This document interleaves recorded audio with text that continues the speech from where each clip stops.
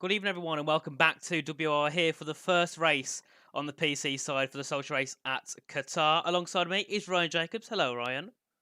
Hello, Nathan. You excited for tonight? Yeah, it should be a good one. Qatar's a new track, obviously, to everybody. So could expect some interesting things, but I'm very much looking forward to this one. Yeah, I think it's obviously on the new game, new cars, new tracks. But this track, I've played it multiple times myself. I'm not very quick, but it's just so flowy. You do a couple laps and then you get into the rhythm, and it just feels so nice to drive. And at some points, you kind of forget you're driving. It's that satisfying to drive. Yeah, it really is, and the track's so flowing. Once you get it hooked up, once you get in that rhythm, it really is one of the best tracks on the game, in my opinion. I've driven it loads, and obviously validating quite a few laps. It's very easy to do around Qatar, but this track honestly is probably the nicest feeling Yeah. track I think on the game. Well, we know where we're racing, so we're going to have a look who's going to be racing with us. If you look at the lineup screen, so we've got Harvey Cohen and Jack West in the Red Bull. We've got two-thirds of the Ferrari Esports Pro Series drivers, Tomek Paradzic and Nicholas Longe. Then Mercedes, we've got Daniel Yeltsin and Jan Halliday. Alpine, we've got two-thirds of their Pro Series lineup with Luke Smith and Patrick Sheepas. Then we've got McLaren, Istvan Pukki and Mirko Soriano. Alfa Romeo, we've got the 2022 sensation, Thomas Ronhaar, racing alongside Andrei Tarabukin. Aston Martin, we've got the Pad Goat, Louis Welch alongside Max Wiesel. Haas, a double Dutch lineup with Jona Martins and former esports driver Floris Vyers. AlphaTauri, Tom Manley and Ishmael Fassin. Finally, Williams, we have Spaniard of Alvaro Caraton and Valentin Brute, for which I think, Ryan, that is a very strong lineup, isn't it? Yeah, it really is. We've got some, really strong names on this track, some new drivers as well coming through, Harvey Cowan, Jack West, obviously they've been around, and, Harvey Cowan won Xbox Challengers, so he'll be one to keep a close eye on this grid. But yeah, overall, it's a really strong grid, so I'm expecting some big things from these drivers. Yes, definitely. And obviously, I think there's some of these drivers have taken part in other races in the past on this game, but I think this is the first time I think many of them are stepping into Qatar. So it's going to be a new challenge, obviously, with many tracks, such as I suppose we can say Spain, Silverstone. They've played that track through multiple different games here. It's the first time. So, there's a lot of things they need to gather. Whereas on the past games, they can kind of bring things over here. They've got to start fresh. So I think there's going to be a challenge for many drivers. 100%, and I think there could be a lot of mistakes. There could be, some spins maybe, or a lot of invalidations on laps. I'm expecting a few of those. This track is really easy to just step over the white line, and I feel like there could be, a few drivers making some audacious moves into certain corners. I think the hairpin's going to be a big opportunity for a lot of drivers to maybe make a move after the double right-hander into turn 6. I think that could be a really good opportunity for some drivers just to stick their nose down that inside and maybe make a move stick. But yeah, it's a new track for everybody. So and obviously setups are different as well. So it'll be interesting to see who's made that first step with the setups as well around a track like this. Yeah, definitely, and I can't wait. Obviously, we're not racing at night, unfortunately, because there's been some issues with the FPS drop. So we're going to be on midday, I think, throughout all sessions. And if you don't know how qualifying works here, we have 3 qualifying sessions. Q1 being 18 minutes long, and the bottom 5 drop out. That's 16th to 20th. Q2 is 15 minutes long, and that's the bottom 5 again, which is 11th to 15th dropping out. And then finally we have the Q3 shootout, which is 12 minutes long, and the top 10 fight for that pole position. But Ryan, going into this, obviously you said you've been in some lobbies with some of the drivers beforehand. Is there anyone you're looking at possibly going for pole position today? Yeah, I think there's one man I think everybody will keep a close eye on. It'll be Thomas Ronhaar. I won't spoil the PB what he did, but let's just say it was faster than the time trial world record. So if he gets anywhere close to that in this real session, we could be in for a real treat for some fast lap times, and I'm expecting that from other drivers, maybe like Alvaro Caraton, Nicholas Longe, Tom Manny maybe as well. There's so much talent on this grid, and we could see some really, really quick times. Valentin Bruffair, he was the first guy to really get into the 119s, and it was a 119.8, I believe it was, and it was a very good lap time. So keep a close eye on the Williams team, because I think they'll be set some very, very quick lap times in this qualifying session. Yeah, and onto the track at the moment it is Andrei Tarabukin, the first one out on the intermediate tyres, and many drivers do use the intermediates. I believe isn't it to test if their equipment is working, I believe, or something, or the setup, just so they don't waste a set of soft tyres in qualifying, because in a 3 qualifying format, you don't want to waste any soft tyres at all.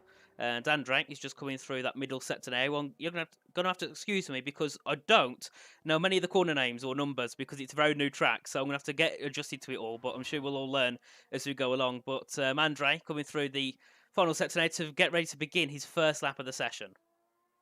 Yeah, on the intermediate tyres, I always find this quite funny to watch, to be honest, when they decide to do this. I think it really is just to kill time more than anything, because they always join the session as late as possible, and their setups are going to work. So really, I think this is just to kill time for a lot of these drivers. And Andrzej Tarabukin, he'll be the first one to get us underway here. Yep, so he's heading down into turn one now. Obviously, in gear 8, flat out. Then you shift down to about 5th gear, 4th gear, turn the car and going a bit late there, but obviously on these intermediate tyres you don't always have the best grip, so you're not going to be setting a very quick lap time at all. And you can see Andre there going wide everywhere possible, hitting no apexes at all as he heads now down to the end of this first sector at turns 4 and 5. Realistically, you just want to throw the car and get back on the throttle, but obviously with these intermediates you can't really do so. And yeah, you can see Andre there just doing a bit of a test, not really pushing at all at the hairpin. Turn 6, and then you come through towards turn 7. You want to take a bit of a late apex on the exit so you can have a nice line through turn 8. And there we are, a bit of a slow motion track guide from Andre as we come through into turn 9A before hitting the braking zone at turn 10. Just want to flick the car in there. You can lose the rear very easily here going wide on that exit, so you need to be very careful. And obviously Andre showed us the correct line, but obviously not at full speed. And then you come through the flat out section of turns, I think it's 12 through to 14, I believe, in this final sector. Then you have the penultimate corner, which realistically is very close to being flat out. If you're lucky, it might just about be flat out. Then you have the final corner at turn 16, where you end off the lap. And for Andre, it'll be somewhere in the 1 minute 20 mids, I think.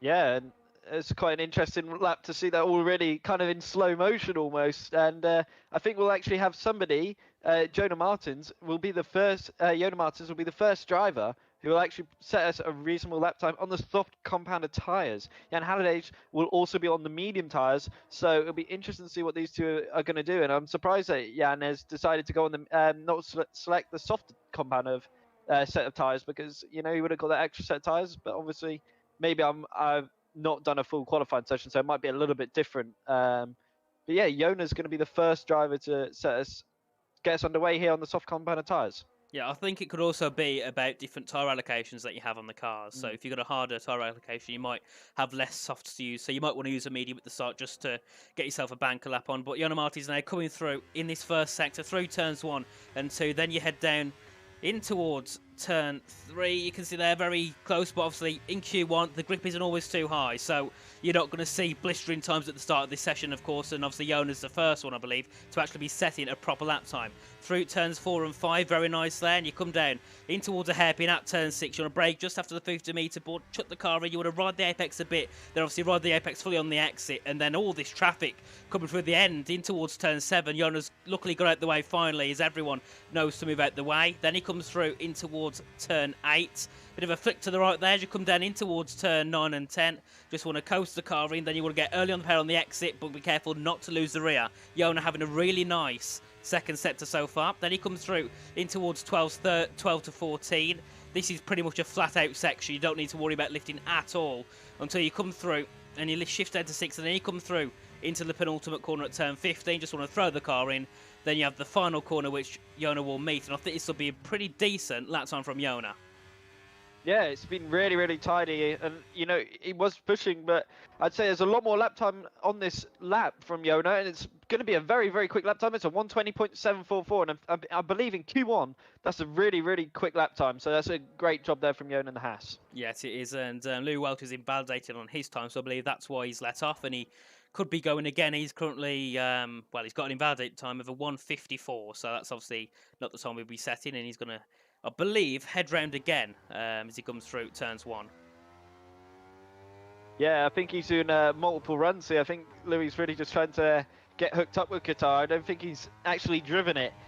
He was saying in a call earlier with himself. So, Louis really just trying to learn the track as he goes around, and you can tell by the lines he's taking. Somebody who hasn't really driven too much of this track, and he's really just feeling out the limits right now. But you can tell bit nervous maybe from Louis, but yeah, it's not looking too promising for the Aston Martin driver.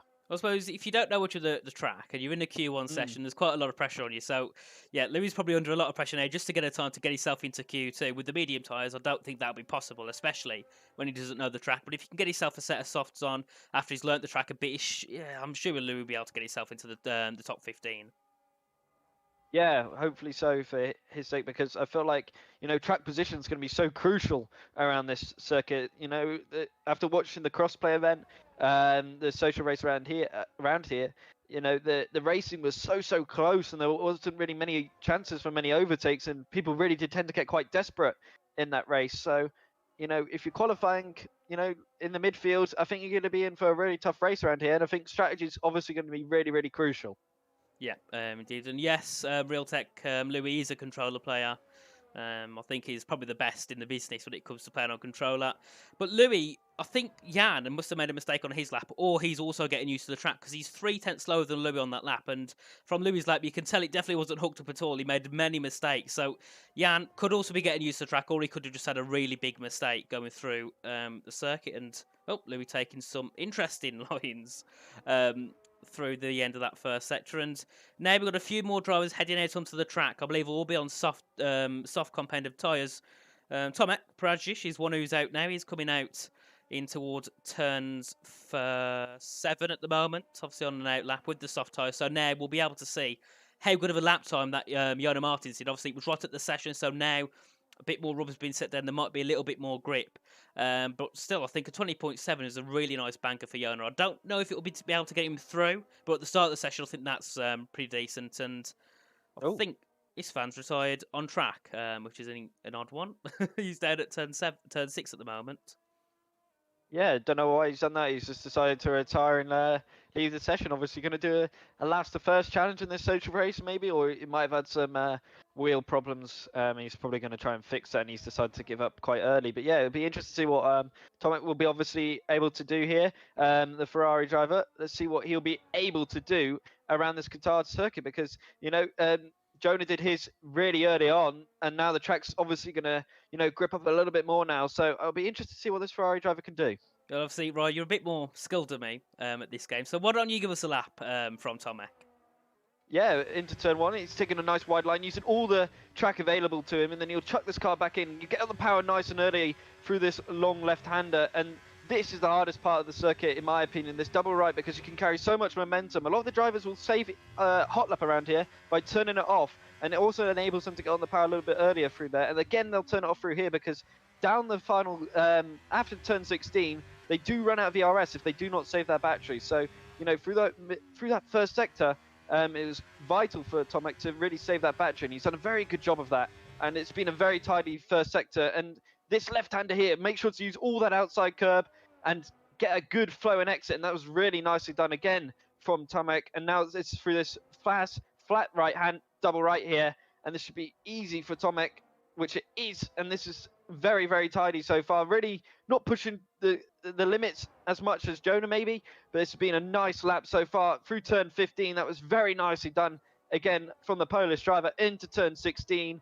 Again, hooking that inside curb, late apex, carrying the speed through the final corner, and as you can see, having so much ERS deployment to carry up to the line. Let's see what this will be. It should be a low to mid 20 and 120.60. That was very nicely done there from the Ferrari driver. Yeah, very nice lap there from Tomek Prajic there, just putting himself a 10.5 ahead of Jona, and Patrick Sipos now is coming through into that final corner himself. We'll see what time he can set on the board in the Alpine. Only 2 times set at the moment in the mid to high 20s. Can Patrick get himself into the low 20s maybe? It'll be close, and it'll be 20.6, so it'll put him between Tomek and Jona. So a very nice lap time from him, and now we'll start to see all that times coming through, and I think we will see the 20.6s, 20.7s, maybe a bit higher, but I'm sure 1 or 2 drivers in here, maybe Ronha or something, could get himself into the low or the very low mid 20s at least. And Caraton now coming through that first set, so heading down in towards turn 6 is a 26.493 in that first sector. And Nicholas Longuet there goes quickest, put his teammate just ahead of his teammate with a 20.533. And Valentin Brufair goes even quicker with a 20.490. His teammate currently coming through that middle sector at the moment, and I think that's Max Wiesel there into the top 4 with a 6.56. Tara Buchan there, the 21 flat, as we still come through now with Alvaro Carreton to the end of this middle sector. What will it be in the middle sector? It will be a 53.206 going purple in that middle sector. In fact, so this is a very nice lap time for Alvaro at the moment. His teammate currently sitting at the top. Hopefully, he can get himself a bit close to his teammate, if not ahead of his teammate. Now he comes through turn 15. That was a bit wide, nearly hitting the Ferrari into the final corner. And Ishmael Fassi goes quickest now, ahead of Van Team Brufair, and that's Mirko Soriano. And Thomas Ronhaar goes quickest. What can Alvaro Carreton do as he goes up to the line? It will be P3. Yeah, that was some very, very quick laps there. And Ronhaar right at the end, obviously hitting 120.241, so that's really, really quick. But also, you've got to give credit a bit to Yona. He did his lap really early on, and he's still P10. So, you know, towards the end, he could be really, really quick once he comes out the pits. I'm sure he'll go for another run because this track is still, you know, getting quicker. But that was a really good lap time there from Ismail Fassi, as well as Ronhaar and Alvaro. I did tell you to watch the Williams, and look at them. Third and fourth, right next to each other. So the Williams really looking very, very quick around here. Yes, definitely. You could see as the lap times come through that they started getting quicker and quicker. So we went from having the 7s and the 6s down to the 4s. And obviously Ronald there with a great lap there, 10th and a half quicker nearly than Ishmael Fassi with a 0.241. And also Ishmael to be in P2, that's a really great lap for him as well. His teammate only sitting in 13th with a 20.9, which is about 5-6 tenths off. But I'm sure Tom Manley, I'm sure he'll be able to get another lap on the board. We've got about, I think, about 5 or 6 minutes left of the session. I'm not quite sure because the yellow flags are covering the timing screen. But at the moment, in the bottom 5, it's Luke Smith. Istvan Pukki is retired from the session, so he is out of qualifying 1. Then we have Jack West in 18th, who hasn't set a lap. Jan Halliday in 17th, and Louis Welch in 16th. And with Louis, no offence, but I don't think it's a surprise considering he doesn't know the track. Yeah, it's not a surprise, unfortunately, for Louis, but, you know, he's given it his best effort, and that's all you can really ask for from a driver sometimes. And, you know, I was on board with Jan Halliday, and he was up as well, but again, he's invalid. I think he's in the same position as Louis. I don't think he really knows the track all too well. And, you know, I was in lobbies as well with Jack West. He was looking very, very quick as well. So keep an eye on that Red Bull driver. He's still got time to find, and obviously he's yet to set a lap. And we'll have to wait and see what Luke Smith will be able to do, because he's obviously very, very quick as well. But yeah, I think Tom Manley, I think, is a bit of a surprise there to be down in P13 at the minute. Yeah, definitely. I'd expect him to be a bit higher than he is. And so would I expect Luke Smith to be a bit higher. Obviously, making some sort of mistake and invalidation on his lap. I'm sure we'll see him definitely in the top 10, maybe just ahead or beyond his teammate, who's currently sitting in 9th. But yeah, and I think he was caught a bit off guard because he came in about, well, Luke told us about 10 minutes before that Jan's stepping in for Jake. So maybe it was a bit of a last minute thing. Maybe Jan has drove the track, but he's just joined in. He's got to get himself set up quickly. So, you know, we might need a bit of time just to get himself back into the rhythm. But now we get ready to begin the final laps of the session. Floris Wise is going to be the first one to go out onto the track, sitting in the Haas. He's currently down in P12. And considering what I've been watching recently, I'd expect Floris to be a little bit higher than that. Currently sitting on a 20.9. That's about, 6-7 tenths off of Ronhaar, who's actually, his time's changed. It was a 2:41, it's now a 2:40, which is a bit odd. It doesn't mean anything, but still, I just noticed it in the corner of my eye. And the top 7, apart from Mirko Soriano, have retired. So they think they're, Tomek thinks a 20.599 is safe. Do you think that's safe, Ryan? I think it will be just. I think it'll be very, very close. Especially with how this track is obviously getting quicker, but I think just about a 20.5999 will just be about safe for Tomek. But yeah, it's not a surprise the top 7 have all retired. But let's see how it all plays out, because I think Max Whistle, if he decides to come out, which he should, I think Patrick, obviously, Yona will obviously, and they should all jump them. So it could be a bit close. But Max Whistle, that's interesting that he's decided to retire. I think a 6 might just be, you know, a little bit too borderline. I think he could be eliminated depending on, you know, everybody else, like Jack West and Luke Smith. It depends on how crucially their lap times go. I think Max there, go for a bit of possibly something a bit bold, just trying to hopefully it works and save yourself a set of soft tyres going into the next session. But I think a 6.55, it'll be close. It'll be very close. And obviously you can see P9 to P14 all within 3.2 tenths of a second. So their times will be crumbling down. It'll be very close for Max. But Floris Fire is now going to be the first to set the final runs of qualifying 1. 1 minute and 30 left to go. So if he did make a mistake, he could go again.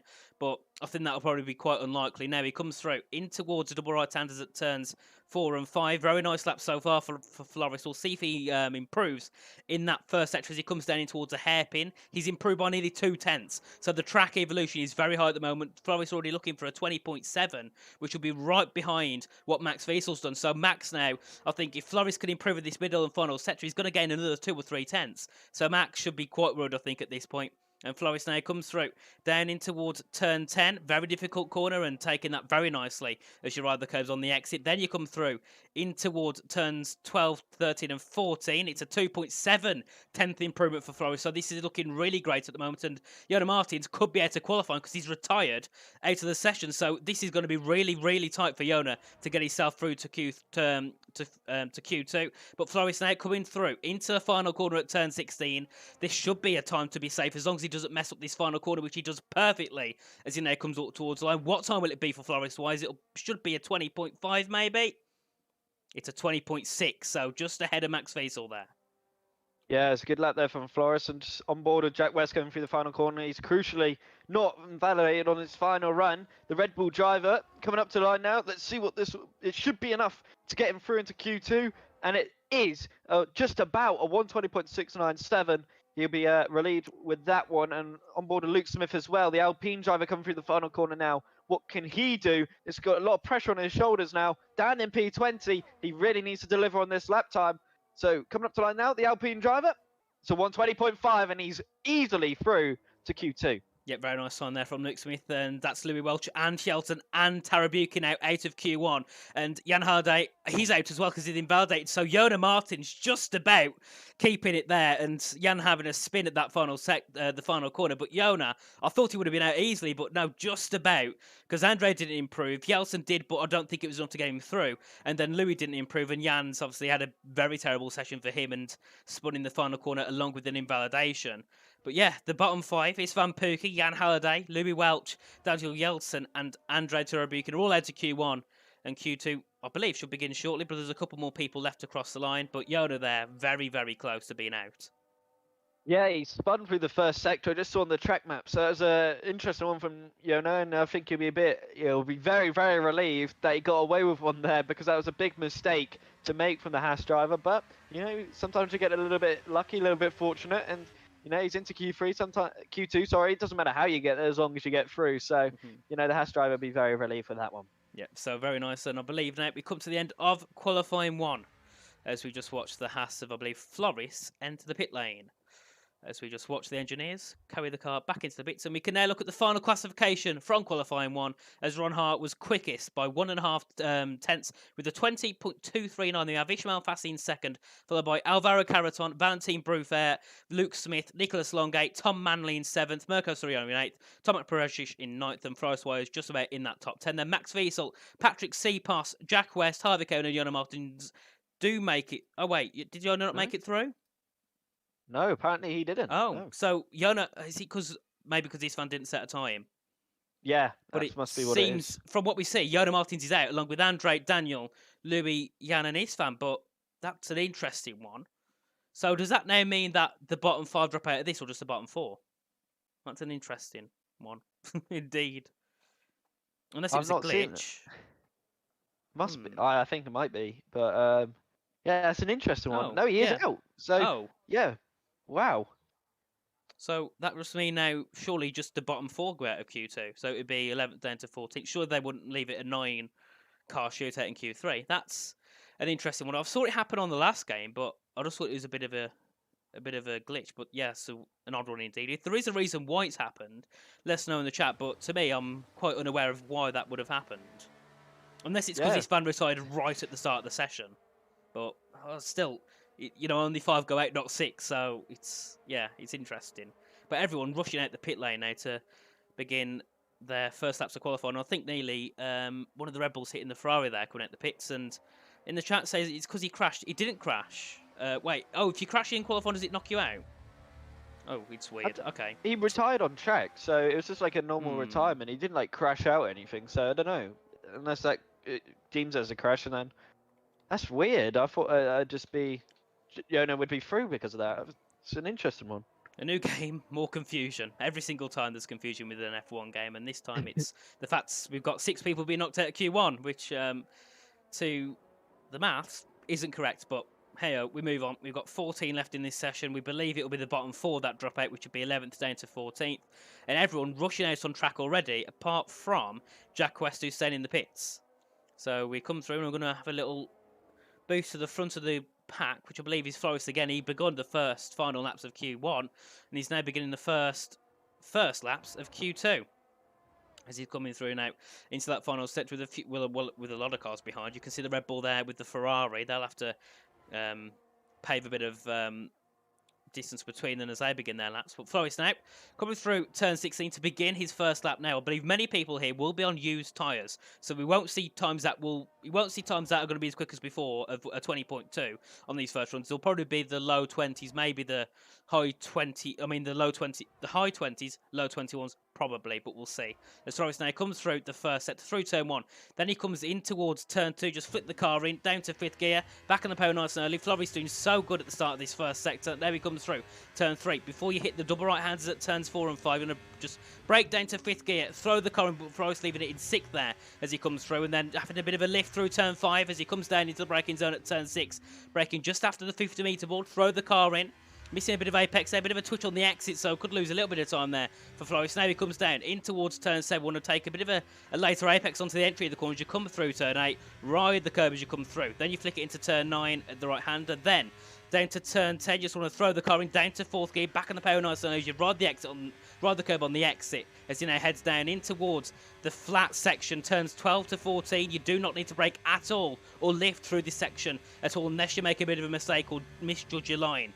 Now Flores comes through there, very nice. Into turn 15, you can shift into 6th, maybe lift off a little bit as he comes through there. Then into the final corner at turn 16. Obviously a big break, well, a pretty big braking zone for this track indeed. As you come through, back up to 5th on the exit, and it'll be up towards the line. This should be a pretty decent lap for Flores. And Jarno isn't racing tonight, see if people aren't aware. He's not going to be here. And Flores, it's a 21.073, so very nice first lap there. Yeah, on used tyres, and Max Whistle goes even quicker, 20.855, and I think these times are just going to come tumbling down. On board with Alvaro Carreton coming out the final corner now. What can the Spanish driver do? Can he get close to Max Whistle's time? He can, and he beats it by 2 tenths. So that's a really solid lap there from Alvaro Carreton, and Nicolas Longe goes even quicker. So that's a really good, even better lap time from the Ferrari. And now the Alfa Romeo of Thomas Ronhaar goes even quicker. Wow, so it's very, very quick lap times. If they're all on used soft tyres, this is, which I think they all are, this has been a remarkable set of first laps. It has indeed, and I believe Tomek Prajic is on a lap time. Well, I believe he is, and I think he got held up by the AlphaTauri there. I'm not quite sure, but the times kept crumbling down, and Thomas there at the top of the session yet again. It's not a surprise. Thomas, obviously, coming through 2022 into this game, you know, he's always really quick. And I remember him, I think he said a couple of times that this game is very suited towards him. If it is, I can't imagine how quick he's going to be this game, and I wouldn't be surprised if he's definitely going to be fighting for that title again in esports. But yeah, obviously, coming through now into the middle sector for Tomek Prajic. He's invalidated on his lap time, so won't be able to complete that one. He's currently down in 12th. Oh, nearly having a bit of a collision there with the Aston Martin of Max Wiesel as they come through in towards turn 15. But all is fine and dandy. And there we go on board with Patrick Sipos, who is on a lap time. He hasn't invalidated. Well, I believe he's on a lap time anyway. He's coming through in towards turn 14. Wait, no, he's not on a lap time. He's let off. My bad. So Patrick Sipos isn't setting a lap time. So many drivers there, Ryan. I think that's what 6 of them not setting a time at the start of this session. So that puts them under a lot of pressure going into the middle and the end of the qualifying too. Yeah, 100%. Because you know when you don't have that delta, it really can be quite off-putting because you don't know where you need to find that time. You know that's the benefit. You know even though Flores hasn't done a very representative lap time, nor has Tom Manley, at least they know where the time is throughout the lap. They'll see it go green and they'll keep seeing that improvement and they'll know they'll close down that gap to Thomas Ronhaar, a ridiculous banker lap time on the used soft tyres. So yeah, it'll be quite interesting to see how these guys down from P9 will be able to do without that delta because it feels like they might have maybe 2 attempts if they go out now to be able to get a really good lap time in. And currently in the bottom 5, we've got Harvey Cohen heading out on track now on his out lap. He'll be beginning his first lap of the session. I'm not sure if he's on used or I think he's on used tyres because it looks like there's a bit of looks like he's got a bit of a flat spot on a couple of those patches of the tyre. So I believe he's on used tyres. He's coming through now the end of that first sector. So currently out of the session at the moment, it is Ismail Fassi, Mirko Soriano, Tomek Prasic and Harvey Cohen, but they all haven't set lap times, which they, well, most of them probably will, if not all of them will, hopefully, in this session. So I'm sure that bottom four could change around, definitely. I definitely don't want to see Ismail Fassi out in Q2, considering he set such a good time at the end of Q1. Surely he should be in that top 10. Yeah, you definitely would think so. But, you know, some drivers can make mistakes. And like you saw, you thought Yona was going to get through to Q2, but unfortunately made that mistake. And you know, he was out. So, you know, one little error, one little invalidation can really cost them. But if you're wondering why Harvey Cowan is doing this tyre warm-up strategy, it's because basically how they're doing it effectively is they've got the brake bias turned up quite high, and they're just trail braking, and that is warming up all the tyres without really wearing out any of the tyres at the same time. So they're heating it up while, you know, reducing the tyre wear. So the tyres could be really, really good on a hot lap, and they'll go around to like 95 degrees for this lap. So it'll be interesting to see what Harvey will be able to do after spending so long warming up the tyres. Going into turn one, let's see how he's able to do that. And he's hooked that up brilliantly there, and he's got a brilliant exit too. So it's quite nicely done, and it's a very tidy first two corners there from Harvey in this Red Bull, and he's looking very, very sharp. Yep, he's coming out down into the double right hands at turns 4 and 5. This first sector, after what we saw from the first two corners, should be a really good first sector and easily get himself into that top 5. Surely it's a 26.350 for Harvey Cohen. They're very nice. And it seems his tyres strategy works well because they're really warmed up as he now comes through. Into turn 7 at the end of that first sector. Very nice. Want to take a bit of a late apex so you can get a nice exit there. Heading through towards turn 8 and then the flick at turn 9 before hitting a bit of a braking zone down at turn 10. Just want to flick the car in then slowly as you straight out the wheel. You want to get back on the power nice and early, which Harvey does perfectly. As he now comes down in towards the flat section and he goes purple in the middle sector as well. This could be looking for the quickest lap time so far for Harvey. Purple first, purple second, and it's very difficult to lose time in the final sector. So far for Harvey, this is really nice. And he goes wide though, and he invalidates. So the commentator's curse coming back again. As when I said he wouldn't mess up, he did. Yeah, it's really unfortunate for Harvey. He just decided not to downshift, and that really did cost him dearly. And, you know, just went a little bit too wide.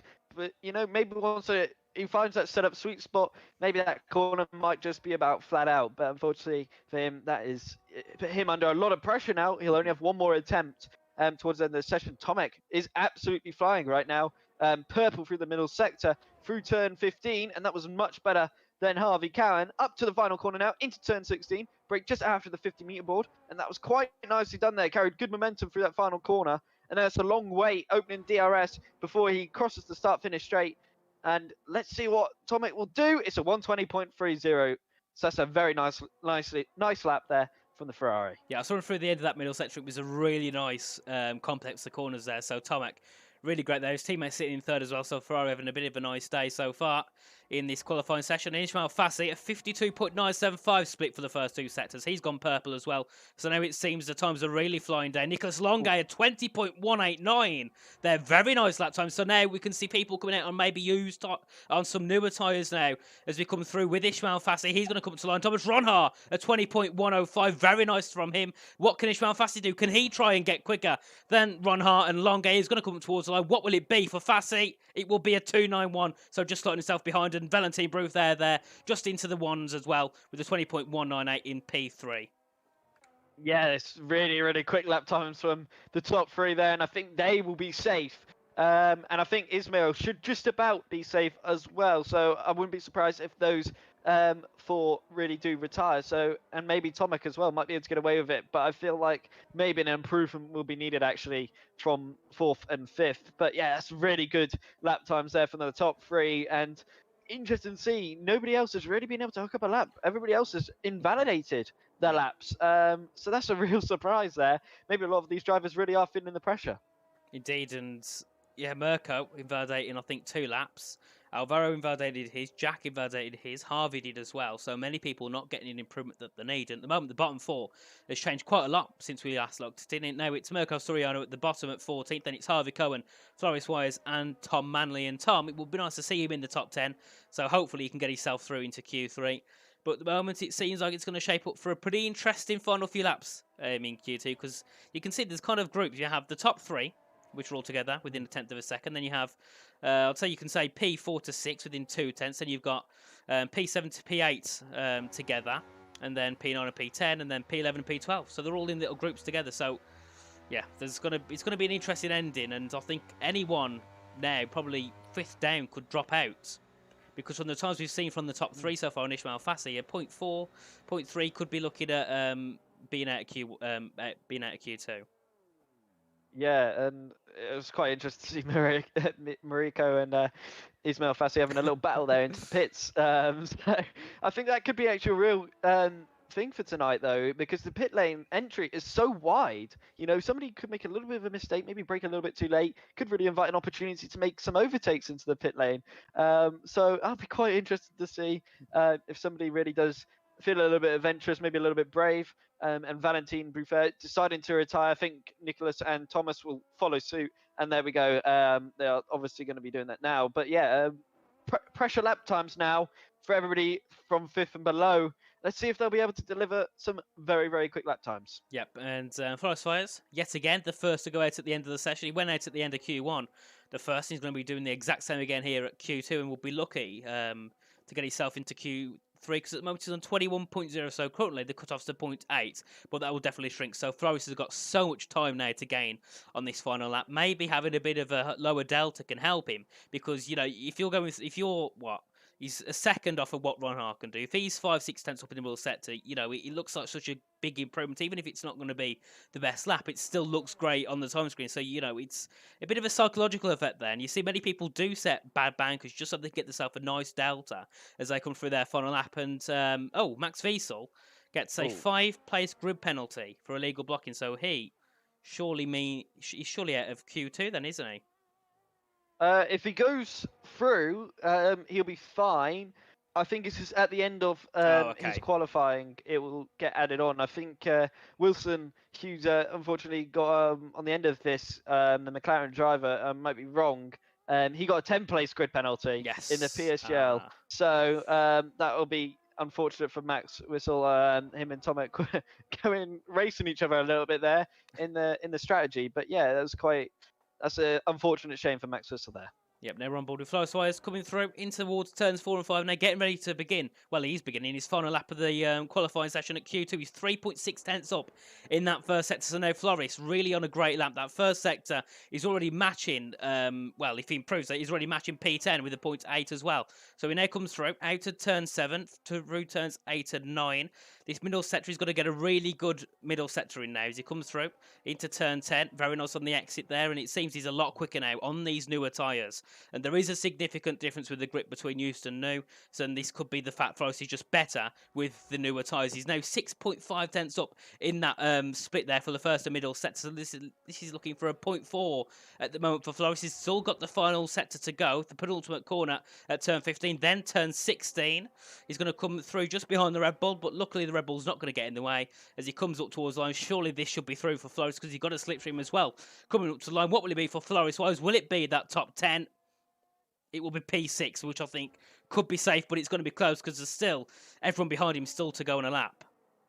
Yeah, it's quite interesting that Floris didn't decide to save any of the battery throughout his lap. He could have gained at least a 1/10.5 down that final straight there because, you know, he had so long to go and he ran out of battery literally out the final corner. So it's a big surprise to me that he didn't decide to save some of that battery, and he could have really been safely through because that was a really nice lap time there from Floris. So that's a real surprise. But yeah, Luke Smith now going up into P4, and I think Floris will be eliminated, unfortunately. Yeah, it's going to be a close one, isn't it, at 0.3, and Ishmael Fassi is up as well by 1.6 tenths in that middle sector, going purple in both sectors there. So this is looking really good for Ishmael Fassi.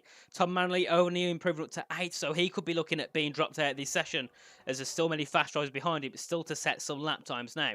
Ishmael Fassi coming up towards the line. Tomek Pradic doesn't improve. Max Wiesel improves to 4th. So now Tom Manley's even closer to being dropped out, and that's Jack West only up to 9th now. Patrick Sipos is out of Q2. He's out in the Alpine. Can Ishmael Fassi improve? He goes top with a 19.9. Really great. Now can Alvaro Caraton get himself out of Q2? Surely he will. No, yes, he does. Yes, he does. P6. And then we've got Harvey Cohn to come up to line. Is he through? No, he's not. He's P11. And Mirko Soriano, can he knock Jack West out of qualifying as he comes out the final corner now? His teammate's already out. Will both Red Bulls be out at the end of this session? It's going to be close, I think. And he goes second. Actually, that's a really good lap there from Mirko. And it does knock Jack West out. But Floris there, just about in the session. And, oh, his wheel popped off there. But Mirko Soriano, that was a really great lap, wasn't it? There, out of nowhere, 20.085. Yeah, that was an unbelievable lap there from Mirko right at the end there, and Floris is out. Oh, for God's sake. Well, we've got 9 people going through to Q3. Floris, it seems that, well, it was the Haas last time, wasn't it? So, yeah, that's actually quite funny. One. So both Hasses out due to a game glitch, which is quite interesting, but it is what it is. And then the qualifying, Ismail Fassi takes first, along with Mirko Soriano in second, Thomas Ronhar in third, Nicolas Longuet fourth, Valentin Bruffair fifth, Max Wiesel sixth, Alvaro Carton seventh, Luke Smith eighth, Tomasz Prajic ninth, and then Floris in 10th, but he's not making it through to Q3. Only the top 9 are, which is quite surprising indeed. So, yeah, that's an interesting one as we now enter Q3. So, obviously, 12 minutes. You'll probably have two, maybe 3 laps at a push. And it's all down to the wire here. You've got nothing to lose. And people saying in the chat about the game sound. I've turned it up, but let us know if it's fine. It should be now. I've turned it up a little bit, but just keep me updated in the chat. Because obviously, it's a new game. I'm just trying to sort all the settings out as we go. So, yeah, there might be a few mismatches here and there, but it should be fine as we get through. And Max Wiesel going to be first to go onto track, and I believe he will be on used tyres. But after what we've seen in Q2, Ryan, do you think we'll get maybe 20.7? I mean, a 19.7, 19.6 maybe? Yeah, I think, everybody will be going for it now, and I think it's a social race as well, so people are just going to go for it. They're going to send it, and I think we're going to see some very quick lap times. I think Thomas Ronhart, keep a close eye on him. If he's able to hook up the lap I saw in some practice lobbies, then we're in for a real treat, because it could be really, really special. But Ismail already the first driver in Q2 to break into the 119s, so expect a few drivers to follow suit, because that was right at the end of qualifying, while Longuet, Ronhar, and Valentin all retired early with 120.1. So keep a close eye on those 3, because they'll be the ones I think who will be really, really quick. And yeah. Well, right, are you going to say Ronhar's going to take pole? Because I'm going to say Ronhar for pole. Are you going to say Ronhar as well? I think I think Ronhar's going to get pole. That's a safe bet, I think. Floris in the chat, bruh, this game. Yeah, we're thinking the exact same, Floris. Your team had it happen to at the end of Q1, so there must be some sort of Haas curse. It says, pressing start in the pit lane and it turned me into the pit wall. Oh, God. Well, we saw that happen on F1 22. I think was it Duncan, maybe, at some point. I don't know why I think it was Duncan, but I'm sure it was in F1 22 after clicking start at the pit lane. And, so Valentin's gone back into the pits. Yeah, so is Max Wiesel. Oh, well, that's interesting. And is Luke Smith going to do the same? He's at turns 4 and 5. And Duncan's in the chat, so it must have happened then. But, yeah, so we've had a bit of an interesting qualifying session. We've had 2 Hasses drop out, unfortunately. The one I think Johanna crashed, probably on his own accord. Floris had a bit of a game glitch. It dropped them both out of the top 10, / top 15. So, yeah, that's been interesting. But yeah, I'm going to go for Thomas Ronhar as well for pole. But let us know in the chat, everyone. Who do you think will take pole position in this qualifying session? There's 9 drivers, and I think pretty much all of them have the chance of taking a pole position as long as they hook the lap up perfectly. Because obviously we saw, I didn't expect a 19.9 in Q2. In Q3, generally there is a bit of better grip. So yeah, and obviously drivers will be more likely to push now because there's a lot less to lose. Before, you'd be dropping yourself out of Q2 and Q3. Now, you're dropping yourself to 9th. So, there's a lot more to play for. And I think Luke Smith, is he beginning? I don't think he's in a lap, is he? Yeah, he is. He's the first one to actually start a lap. And it's going to be very early on. And he's got a bit of traffic coming out the pits. And oh no, this could be really off-putting. It's a McLaren. Oh my goodness me, that is very, very off-putting from Mirko there. And Luke Smith will not be too happy. He's massively had his lap affected by that. And, he completely missed turn 1.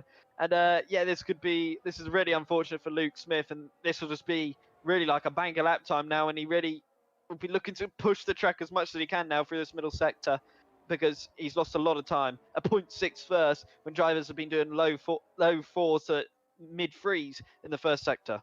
Yeah, so that's a big shame for Luke, and I'm sure he's got 8 minutes left, so he can get himself he'll either do this lap and get himself back into the pits, or he'll just go straight into the pits at the end of the lap.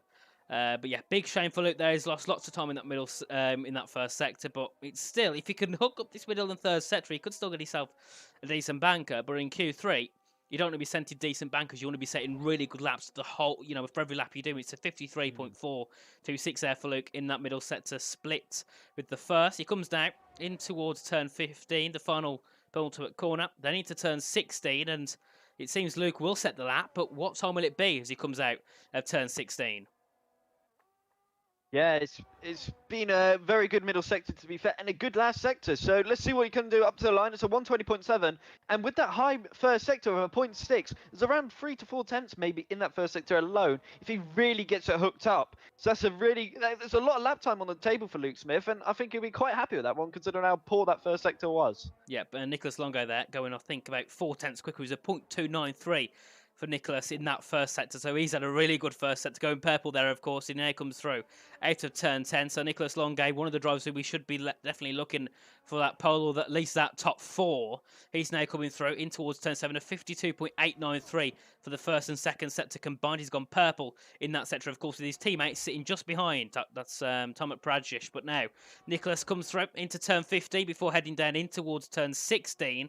And I think it'll definitely be quicker than Luke Smith's lap. But the question is, hey, much quicker as he comes out that final corner, heading now with the DRS, full throttle as he comes up towards the line. It's a very long line, isn't it, here towards the start-finish, and it will be a 20.036 for his first lap of the session. Pradzic, where will he go? He goes into P2 with a 0.246. Yeah, it's a good lap time there for Nico, straight on the board there, and it's a low 20, so that's very, very promising indeed. And it's interesting to see the gear choices from some of these drivers, particularly through this last sector. Some hold it in 6th, some go down, to 5th or 7th, go down to 6th, especially through this corner with Thomas Ronhar. He's held it in 7th through there, so it's interesting to see the setups and the wing differences that these guys are all using. So it's a little clue to some of the setups these guys are using. And that's a bit of a sloppy exit there from Thomas Ronhar, all over the place, and that's going to cost him dearly as he lost all momentum through that final corner. Coming up to line now, though, it's a 119.968, and even with that mistake through the final corner, he's gone quickest. Yeah, and there's still lots of time to go in there. And Ismail Fassi goes quickest with a 19.957. Ismail Fassi lighting up the time boards at the moment ahead of Thomas Ronhar. Those two separated by about 1/100th of a second. And the two Williams slot themselves into P4 and 5, splitting the Ferraris. And Mirko Soriano, he's now coming through on his lap. But Ismail Fassi, what a lap there. I definitely did not expect to see him at the top of the timings. And Mirko has actually let off on his lap time there. So he's not going to be setting a lap time just yet. And Luke Smith, obviously sitting 5 tenths off. He's got a lot of time to gain, but he did have that really bad first sector on his lap. But what a first couple of laps, especially from Ishmael Thomas, already in the 19s. And you've got to remember, Thomas had that, I'd say he lost it probably nearly a tenth, half a tenth in that final exit, the final corner. So he's still got a lot left in the tank. And obviously, when you come to the final laps, it'll be 100% push. They're probably at about 95%. But when he comes to the final lap, it'll be well. Oh, and Nicholas Longai has been disqualified for facing the wrong way. Oh, okay. It looks like he's spun at the exit of turn 15, and he's just not got it going quick enough. And well, Nicholas Longai, we said he was looking for a top 4. He was looking for a top 4. Now he's going to be sitting P9 as he's been disqualified. That is funny. I know exactly what he's done. He's gone into AI, I think, is what he's done, and he's missed the time to get back out of AI, and he's tried to get out of it, but it's too late, and he's driven past the entry. So he's tried to turn around, and the game's obviously disqualified him because he would have been in low fuel mode for the rest of the lap, and that's a shame for Nicholas because he was going to be on for he probably would have been challenging for pole on his final run after that really good lap time, which put him provisionally P3 there. So yeah, it's going to be a good fight now, I think, between Valentin, Thomas, and Ismail for this pole position now. But yeah, that's a real shame for Nicholas there. Yeah, definitely. And to be fair, I watched a few of Valentin's races last game and also in challenges, and he's really challenging with the likes of Ronar. So Valentine's, it must be a pretty good game for him at the moment because he's doing some really quick times. A 20.0, only a tenth off of the current pole position time. Yeah, Valentine's seems he's being, he's getting used to the game quite well. And Alvaro currently sitting about 10th and a half back off of pole. I think we'll definitely see him challenging for that top 4 as well. Paradzic, about a tenth and a half behind Alvaro on a 20.246, and Max Wiesel just behind him, and then Luke Smith obviously not setting a representable time. Well, I'd say it's not really much of a representable time after the issue down at sector 1, and Mirko Soriano having issues beyond issues, so not setting a time there. And Nicholas Longay, well, that's another story to tell. He's going to be starting from 9th. But the question is, does it disqualify from Q3 or the whole of qualifying? It must just be Q3 Okay, because that's good. Otherwise, he's going to be starting last. That'd be too funny if that was. I think he'd probably leave the game if that was going to happen. But yeah, I think Williams have got to take a lot of credit though for this because Ismail is part of the Williams Academy, the Williams team. So yes. It's first, third, and fourth for them, and Brett Koch to see him in the chat, so he'll be smiling. So it's early good signs for Williams. They're showing good pace early on, and I'll be interested to see what their race pace will be like. Will it be just as quick? We've got, I think it's Valentine who's going to be one of the first few drivers to settle up with Luke Smith, and Tomek will actually be the first one since he's trying to charge his way around this track early on. Yeah, and Dishman, obviously, we saw him in the last game. He was part of challenges. He was a really quick driver throughout of the whole of last game. But this game so far is really setting a mark down. He's done really well. He did well in the PSGL race last week. And so far, he's currently on pole position. Provisional pole, but it's still definitely possible. And I'm sure he's got more in the tank as well to improve on. So, yeah, Brett should be happy with that. At first, third, and fourth. And if he's not, then I'll be a bit confused of why. unless he thinks they've got even more pace in the bag, which they might do. But Alvaro, I expect him to be a bit closer than he is at the moment at the end of qualifying. And Tomek, 20.2, I think he'll secure the top 5 unless Max gets a good lap in. But also Mirko, remember at the start of Q2, at the end of Q2, sorry, he had a really good lap time as well. So actually, yeah, it's going to be close, I think, between anyone. I think the top 3 is between Ishmael Thomas and Manti, but I think 4th down, that's going to be quite close. Yeah, exactly. I think these drivers, of Alvaro Carreton, Ismail Fassi, and Max are all going to be a little bit careful with being so close to one another. They don't want to get another 5-place grid penalty added to their already, big list, because Max will remember he will go down 5 places wherever he qualifies at the end after he got that one 5-place grid penalty Q2. So that's unfortunate for Aston Martin. But I think it's Tomek who's on a flying lap right now. Yep, he's coming through in towards turn 2 and 3 now. Obviously, Tomek currently sitting P5, just over, I think, about 2 tenths behind the current pole position. He's still got lots of time to gain. He's coming through turns 4 and 5 now to the end of this first set. So we'll see if it's an improvement in the first sector. It should be. And it is by a tenth. So this is already looking for a pretty decent lap for Tomek Paradzic, but he's got to make sure he can get a really good sector 2 and sector 3 as he comes through now. In towards turn 7, late apex. You want to go a little bit wide as you enter turn 8. Ride the curb as you come through. Then into turn 9, just flick the car to the right. Back in the power nice and early. Then you go down into turn 10, just brake. Then you want to try and get yourself to the inside and go wide on the exit so you can get a nice, some nice traction on the exit at least. And he now comes through. In towards the flat section, it's 2 tenths purple. Middle sector, this is looking really good at the moment, looking for a possible P3 for Paradzic, unless he can improve in the final sector. It could be even looking for provisional front row or provisional pole as he now comes through. Out of turn 15, in towards turn 16. This should be a really good lap for Tomek. He go through the final corner very nicely, and a really nice final corner for Tomek now as he opens the DRS, full throttle up towards the line. What time will it be for Paradzic? It will be provisional P3 with a 20.019. And now all the lap times are coming through. Valentine Bruffair is improving. Luke Smith up to 6 with a 0.2. What can Bruffair do as he now comes through? Up towards the line. It'll be provisional pole with a 9.40 now. A few laps still to come through though. Ishmael Fassi up by a tenth in that middle sector. Can he try and take that provisional pole from Valentine Bruffair? As he comes through now, he's on a 9.57 at the moment. His middle sector improvement will put him onto a mid-0.8 as he now comes up towards the line. What will it be for Ishmael Fassi? It would be a 0.8 as well. Really good time. And Thomas Ronhane, the final man to come to line. Can he take a 0.8 as well? It'll be a 0.809 for Ronha. Wow, what a lap. And Mariko coming up to line now. What can he do? Can he challenge? He can. He goes into P4, the McLaren right at the end there. And that's a really good lap from the Italian driver. He'll be over the moon after that first bit of qualifying, but yeah, what a lap time that is from the McLaren. But Thomas Ronha at the death steals it from Ismail Fassi. Oof, but what a what a final moment to qualifying that was. That was absolutely amazing. From all the drivers, you got Tomek in Peter, then Vante and Ishmael Thomas, and they all finish. Was it the same as it was before? 1, 2, 3. Was it Ishmael Thomas Vante? He wasn't at the start, but yeah, it finishes Thomas Ronha on pole. And I've got to say, well, we was both right with him being on pole, and I don't think it's much of a surprise. Thomas has always been great in qualifying. But to see Ishmael and Valentine up there as well, that is really good. I definitely I'll be honest. Coming out of that game, I wouldn't say they'd be. Well, I wouldn't have said that Ishmael would be 300s behind Thomas Ronnar.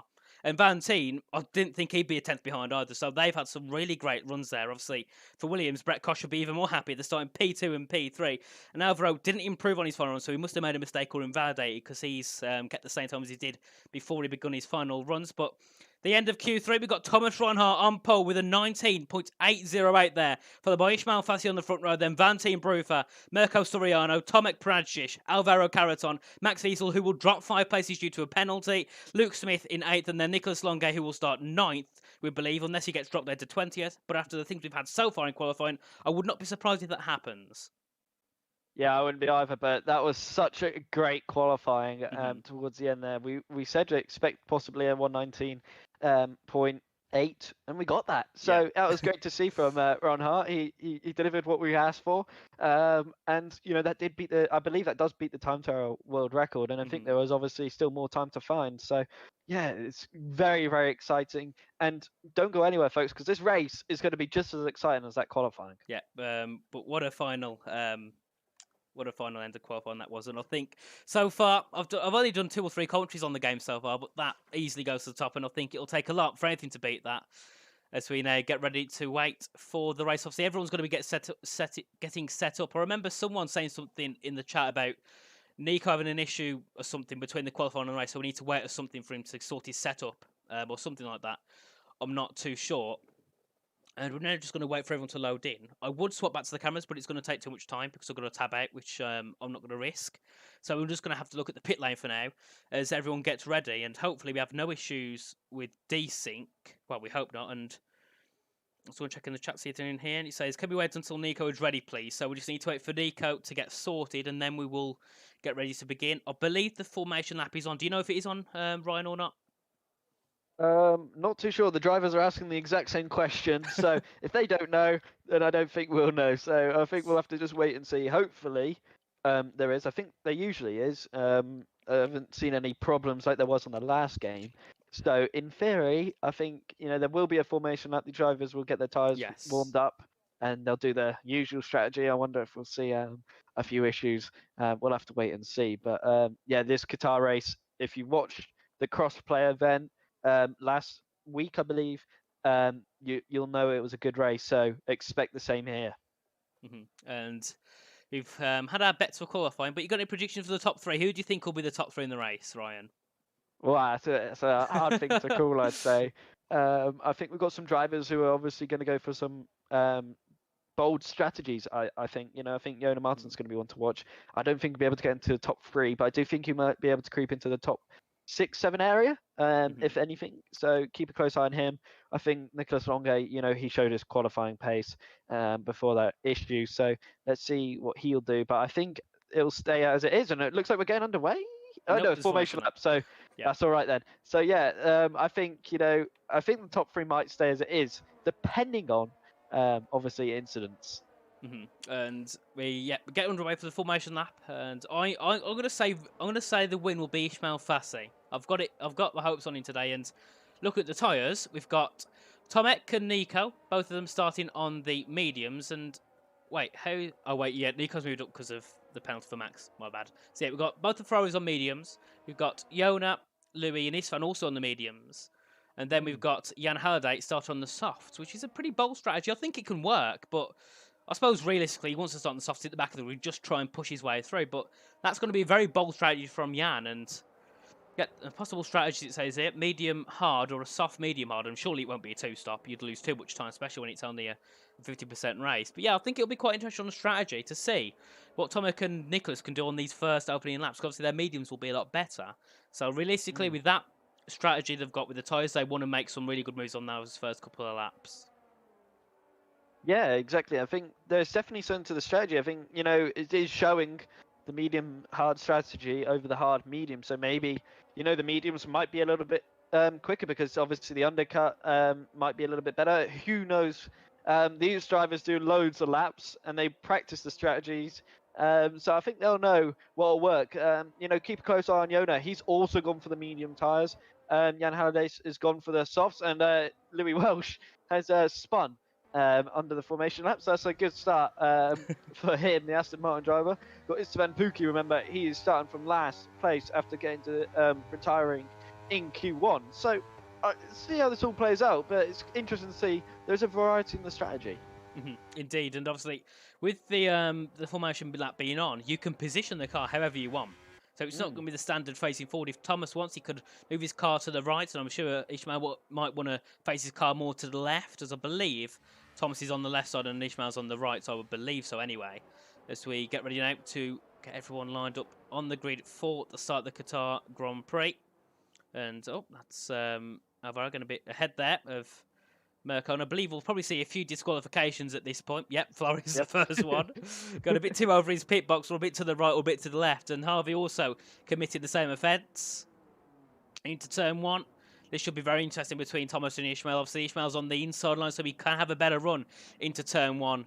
But Thomas is ultimately ahead, so he, depending on his start, he should also be able to just keep that car ahead as they go through. But everyone's lined up, and unfortunately, this is a very bad camera angle on the grid. So hopefully it changes before we get underway. And I think we should be shortly, because the lights haven't gone on yet, and we're still looking at the grid. The tyres are cooling down. We're going to get underway. Oh no. I don't think we are. The green flags are waving. The cars are all lined up. What is going on? It's never a good sign, this. No, it's not. The tyres will be very cold, that's for sure, but... Oh no. Let's hope it isn't an issue. Have you got the same run on your end? Yeah, definitely. Okay. It's still the same. And Jack just put Lewis sitting in the Mackey's toilets. Give me internet. And I think everyone else is having the same issue. And what a great start, Ryan. What a great start this has been. We've had qualified issues, and now the race, and we're migrating host. So, yeah, it was just Louis had the issue. Just Louis. Yeah, host problems, unfortunately. And surely we might be able to get underway, unless we might have to do a lobby restart because of the tyre problem. But hopefully we just get underway since it's only a social race. Doesn't really matter. So it's just, at the moment, it's just Harvey and Louis who aren't in, and it keeps saying migrating host. Louis got kicked out. Oh, geez. And so surely it will be a lobby restart. And does that mean that we will put Max Wiesel back up to 7th because he got that unfair penalty, or do you think they'll keep it as it was? Because I think it was quite an unfair penalty, wasn't it? But I don't know. We haven't got the evidence to prove it was deserved or not. I think Harvey's also got a problem as well. He's just got a black screen, so I think it will be a full lobby restart. I think, some drivers can't even. Yep. World Online restarting. It's back. We'll go back to the camera screens, as there's nothing else to look at while we get ourselves sorted. There we are. But what an interesting qualifying session that was, to be fair. We keep saying it, but it was really great. And I think Qatar, it just seems like it's thrown everything at us. It's a really nice track. The surface of the track feels nice. You can really, the turning's really great, right now, what we said before, and the traction as well. And the qualifying's been great. As you said about the crossplay race, that was great as well. So it just seems Qatar's all around a great track to be racing on so far. And hopefully we get underway shortly. I don't know if it'll be Louis hosting it or not. I don't think it will be Louis, but as he's the one who caused the issues. But yeah, don't worry, everyone. Don't go away just yet because we will back underway shortly in the race. And Brett says he's happy with the quali. Well, it doesn't mean everything because you don't get points in quali, so you've got to hope your drivers can keep it in the race. And hopefully Alvaro can make some positions up as well. Yeah, exactly. It's very, very interesting to see how this race will all unfold. I think, strategy is going to be crucial. The Ferrari is obviously going to be one to watch. But the racing around here, if you did watch the crossplay, maybe, while you wait, you can have a quick look at the race, but also remember to come back because this one should be just as entertaining as that one. And yeah, it seems like Louis getting the lobby back open, so just check your inboxes and hopefully we'll be able to get this show back on the road. But I'm really looking forward to how this race will go, because these drivers will definitely be pushing the limits, and it's a social race at the end of the day, so people will be experimenting a few things here. Yep, and I believe Louis back in, if I'm drawing the right lobby, that is. Yeah, And that'll be it. so now Max is being asked when he got his pen. So Max has got his pen removed. So Max will start P7. That's good for him. So After get that game glitch has been a big thing so far. I've seen a few drivers getting penalties like that, so hopefully Formula One can really fix it. EA can get onto it, but yeah. Also, I wonder if Nicholas Onge, I think he'll be gritting his teeth about that mistake. Obviously, going in AI, I believe, and missing the pit lane. So yeah, he'll be one to watch in the Ferrari. He'll be looking to make some moves early on, and he'll be very, very aggressive, I'm sure. So he'll be starting P9 now instead of P8. So everybody that did gain a position now moves back one. So we've got 10 people in. Hopefully everyone else gets in shortly. And we've got 11 now. So everyone's just going to be piling into the lobby. And I hope they remember their setups, because you don't want to go in the race without the setup, of course. And there will be a formation lap again. So hopefully it goes fine. But there will be another one. I think it was more due to Louis' internet more than the issue with the formation lap, which is great to see it fixed, because we didn't have a formation lap at all last game. I think we did the first. I think most leagues did about 2 races with the formation lap, decided no, that's not the way to go because of the issues, and then it was abandoned. Some formation laps just didn't exist for 10 months. Yeah, I think I really did it does miss that excitement because you get to see the drivers, angle their cars. It seems like somebody thinking they're one step ahead because they want to cut it off just in case they get a bad start. But I think it is better just to keep your car as straight as possible. I think the drivers who messed up their pit lane entry have got a second opportunity now. Of I think it was Flores and Harvey were the two who made that mistake, and obviously you do go backwards and you do lose any kind of advantage if you did get it right. So they'll be looking to get it right this time around. Hopefully, Louis' internet will be a bit better this time around, and we won't have to do this again. Yeah, but I think with the formation app, I think for IRL F1 along with F1 Esports as well, it adds that anticipation. Seeing everyone get up, and it does, especially in real F1 for me, you start to get a bit nervous, thinking, oh, what's going to happen into turn one as you see everyone line up. So I think it does. It's great to see the formation lap back. Without it, it's a bit boring because it's just like, oh, qualifying's ended, we're off. Let's go. So yeah, that's a great thing to see, and I think there's been countless improvements, hasn't there? Throughout this game, which is great to see, and a lot more people seem happier. I've seen a few more people playing the game that stopped playing this game because of how bad the issues were. So, yeah, that's quite good. At least we're getting a bit more of a stable game. And Boris asks in the chat who's on pole. On pole is Thomas Ronarm ahead of Ishmael Fassi and Valentin Brufair and Mirko Soriano. They are the top 4. I don't remember the rest, unfortunately, but we'll be able to see shortly, as we've got 19 out of 20 in the lobby. So I was waiting for one more driver, which is one of the Williams. It's Valentin we're still waiting for to get into the lobby. He's going to be the only one left. And then we will ready up, get into the lobby, and I think we should have everything sorted. They'll have to change the grid just to move Valentin up to 3rd. But apart from that, it should be pretty much fine. Yeah. Thank you, Dale. Yeah, it's been a long wait, but we'll get there. Hopefully Valentin can get into this lobby ASAP. Maybe he's just waiting on an invite from Louis. He shouldn't be too long, but he had a great qualifying as well. Considering how last game, he wasn't where he really should be. He's really showing his pace now on this new game. He's looking refreshed and he's looking back to his very, very best. And it's good to see, some of these drivers who have maybe not had a great game last game really made that step forward and have made improvements on this new game early on, obviously. And if you're flying so quickly, so early on, that's really a good sign, because in theory you're just going to get better as long as this game cycle goes on, because obviously we're in the early stages of this game. People don't really know the setups just yet, so I know these esports teams definitely probably know the whole thing already, so they'll be a step ahead of everybody else. But yeah, it's interesting to see. It's great to see these drivers who maybe have struggled last game to make that step forward back to the very top. Yeah, definitely. And a bit more news. the formation lap is off now. Oh. So we've decided against it. Tomek and Dale, I need to get a trim, so it will be there. But Tomek and Thomas both said we shouldn't have the formation lap on. Luke said, all right, then no formation lap, and Valentine's now decided to join after he got told to join. So yeah, we're gonna get in underway shortly. I'm just gonna pop Valentine onto the grid, and then we will go. So the anticipation is here now because we don't have a formation lap, so we're gonna load in and it's straight into the race.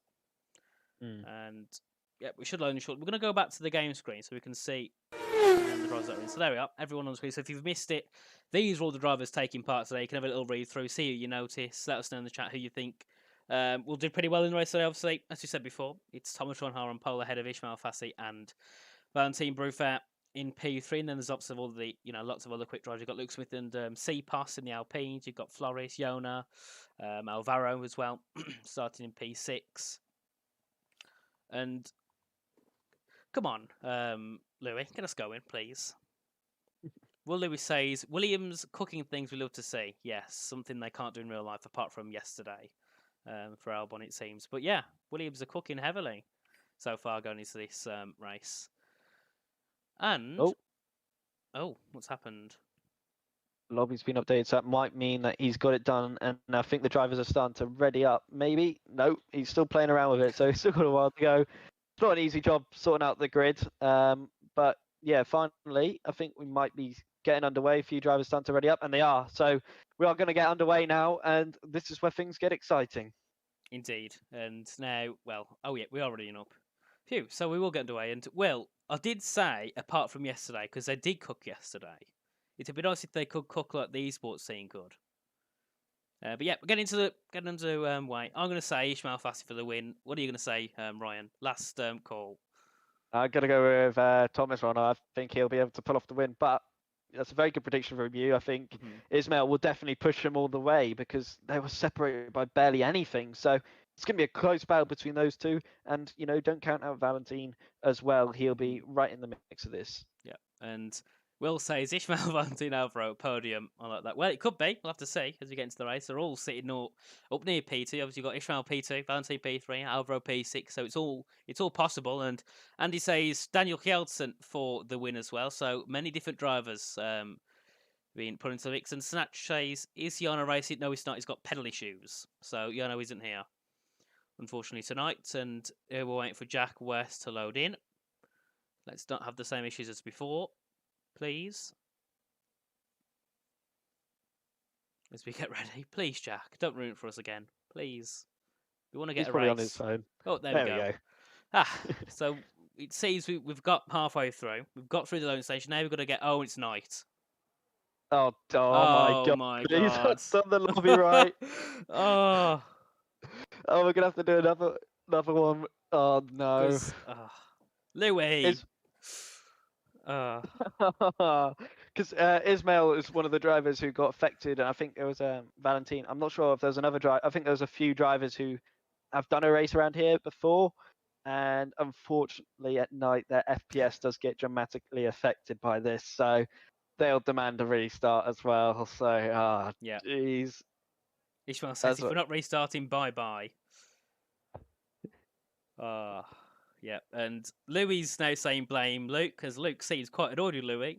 So, yeah, the blame's being flown around, but I guess we're going to be doing another restart, probably, and we're still waiting for players, so I hope my game's not got an issue as well. No, I think it's probably people just doing their setups. Yeah, everyone's going to retire. That's what it is. Yeah. Everyone's going to retire, and then we'll quickly change it, and then we'll go again. Okay. Oh, dear. And Kieran says it's in the patch notes they were fixing it, yes, but that's not now. So, unfortunately, but hopefully it gets done soon. But yeah, Dale says I blame Louis. I think, well, Louis definitely got the blame. And Louis always seems to get the blame. Even if it's not his fault, he gets the blame. So, but yeah, this time it's deserved. So yeah, we're going to be retiring when we get underway, but we're still waiting for players, so people aren't loading in. And yeah, so Max Fierce was retired. Well, what do we need to do? Because we don't go onto the grid. Do we just leave it? No, we just stay here. We Oh. just watch this all unfold. We'll get to see who wins this race. They'll all retire, and then we'll go again. I think Louis will have to do the grid again. I might be wrong. If they retire, they say he doesn't need to if they retire. Apparently. So I don't know, Well, but yep, there we are. Everyone retiring, and we have some annihilations going on at turn 1. Valtteri Bottas style at Hungary, it seems, and there we are. Just 4 people remaining. Hopefully they will retire now. As Patrick Seep is carrying on. Oh wait, no, he's not. I thought he forgot then. I think some of these drivers just want to be the last to retire so that they win on track, essentially. That's what Jonas doing by the looks of things. Oh, he's crashing into someone. There we go. Should be done now, hopefully. Everyone's getting loads of penalties. Jonas continuing on. There we are. The 2 Hasses colliding now, and RV also on track. Jan. Oh, there's a safety car. And Mirko sitting behind the safety car. And Mirko's trying to push the safety car. And he sent... Oh, so... Yoda and... Oh, Harvey's... Oh, my God. Just flew... That was... He DNF'd by just going down through the gravel. Yona tried to hit the Haas and missed it. Mirko is still following the safety car. This is very interesting. Mirko's just having a bit of fun. I think he's trying to crash it out, but I don't think he realises it's not possible to crash the safety car out. Dale says Yona thought he was cooking for a second. Yep. And he's not. Unfortunately. Well, Dale, to be fair, you don't manage to finish the race very often, do you? So, you know... I'd calm down if I was you. Well, yeah, there we are. So we're all retired. What's his name? Louis said we don't have to restart the grid or something. We don't need to reset it, so it should be fine. And Barry says, what am I watching? Probably not best to say the word, but, you know, something show. Let's just put it that way. As we now get ready to go in, and yeah, we'll actually get a start today. So Ryan, what have you made of these first 2 races you've had? Oh, it's been intense. And look at all the penalties you've got. You've somehow, Jonah Martins has somehow managed to finish second with 10 seconds worth of penalties. That's a pretty impressive feat. But no, hopefully the race doesn't end something like that. But it'd be quite an interesting podium if that did happen. But yeah, it's a shame that we've had to restart due to FPS issues. But yeah. Hopefully 3rd time lucky. And we'll actually get a good race on show for everybody. So yeah, Mirko Soriano took the win there with a broken front wing beyond the safety car. And yet, by the way, if you just joined in, this isn't the race, don't worry. We are getting underway shortly again soon, because we've got to wait for everyone to get... We need to go back into the lobby, sort what we need to sort out, then we go back into the race, and hopefully we get underway.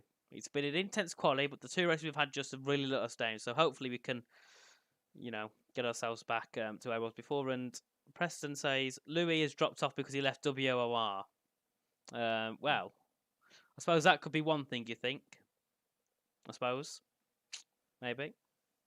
Yeah, did Louis join? I'm sure Louis joined somewhere else. I thought he did anyway. But yeah, we're missing 2 drivers. We're missing 1 driver. We're missing Mirko, who needs to join alongside Pookie. I have him added. But Max Fiesel as well. If you have missed the end, well, you missed this little interval. Max will be starting P7 instead of P12 because the penalty was not correct. And someone says Mirko won. He's off popping the champers. Is it champers? Champagne champers? I think it is. I've never heard that word before at all. No, never have I. But hopefully he can join this lobby soon, unless he's had to leave, which would be really, really unfortunate. But yeah, hopefully we can get underway soon. Louis updated the lobby. There we go. Mirko is in. So we can finally get this race underway. Well, hopefully we can finally get underway. Hopefully he's changed it. It's not on where it's the unfinished game. It looks like an open beta. No, it's released. To be fair, compared to what we had last game, it's not too bad. And the main issues here is because of internet, realistically, not because of the game itself. Yono isn't racing, no. He's got pedal issues. And I thought Creator Series races took ages to start. Well, for you, they don't take long to end, do they, Dale? And I believe we are going to get underway because we've got 20 drivers in. Yeah, there we are. Everyone's in. Well, we've just got to now wait and bide some time as we wait for the restart to begin. Yeah, I think Louis had to restart I think he has actually had to do the grid again. Oh, I okay. think. Oh, look, there we go. It looks like they're getting underway. So- Louis got it done. Fingers crossed. He's got everybody in the right place. He's not, somehow changed it to the wrong time of day. He hasn't put the formation lap on. We could just get going. There's no issues, and we could just get this race away. So obviously, Ryan, you've been in challenges before, haven't you? So you're a very quick Yes. driver. What do you think the strategy will be here? Medium hard, hard medium, soft? Well, that's the thing. These drivers got another opportunity now. Will they change their strategy after seeing what the Ferraris decided to do, as well as Yona? Will they go for the mediums? I think the best strategy is probably hard medium, but I could be wrong. I've not done a strategy test. I've not done a race around here yet, so you just don't know. And I think the medium hard could be one to watch from what people have said. But yeah, I think keep a close eye on Nicholas Longo then and Tomic, because they'll obviously know something if they've decided to go for the mediums first. There must be something. There we go. Right, so in the chat, I think he's thinking I'm called Louis because they're putting in the chat, Louis, stop ignoring me, but I'm not Louis. So I suppose I could say thankfully not, but that wouldn't be very nice to say, would it? But yeah, it's lovely to see the formation. Yeah, but it wasn't actually a bug with the formation lap. It was to do with Louis' internet not loading. Louis didn't load into lobby, Brad. So yeah, we will be getting underway once everyone loaded in, and we've got to wait for Nico because of his issues at the moment. We sort of set up or something out, and then we can get underway. Mirko on his stream Mirko was on F1 World looking at his rear wing. Someone put that in the chat, just something with Jonah. Oh dear. And someone there, Jack with the celebratory George Morgan pose in the chat. In fact, we got it and we're being told, remember to wait for Nico. So, yeah, hopefully it can all work out well. Oh, and Daniel says he's loading. Oh, no. Oh no.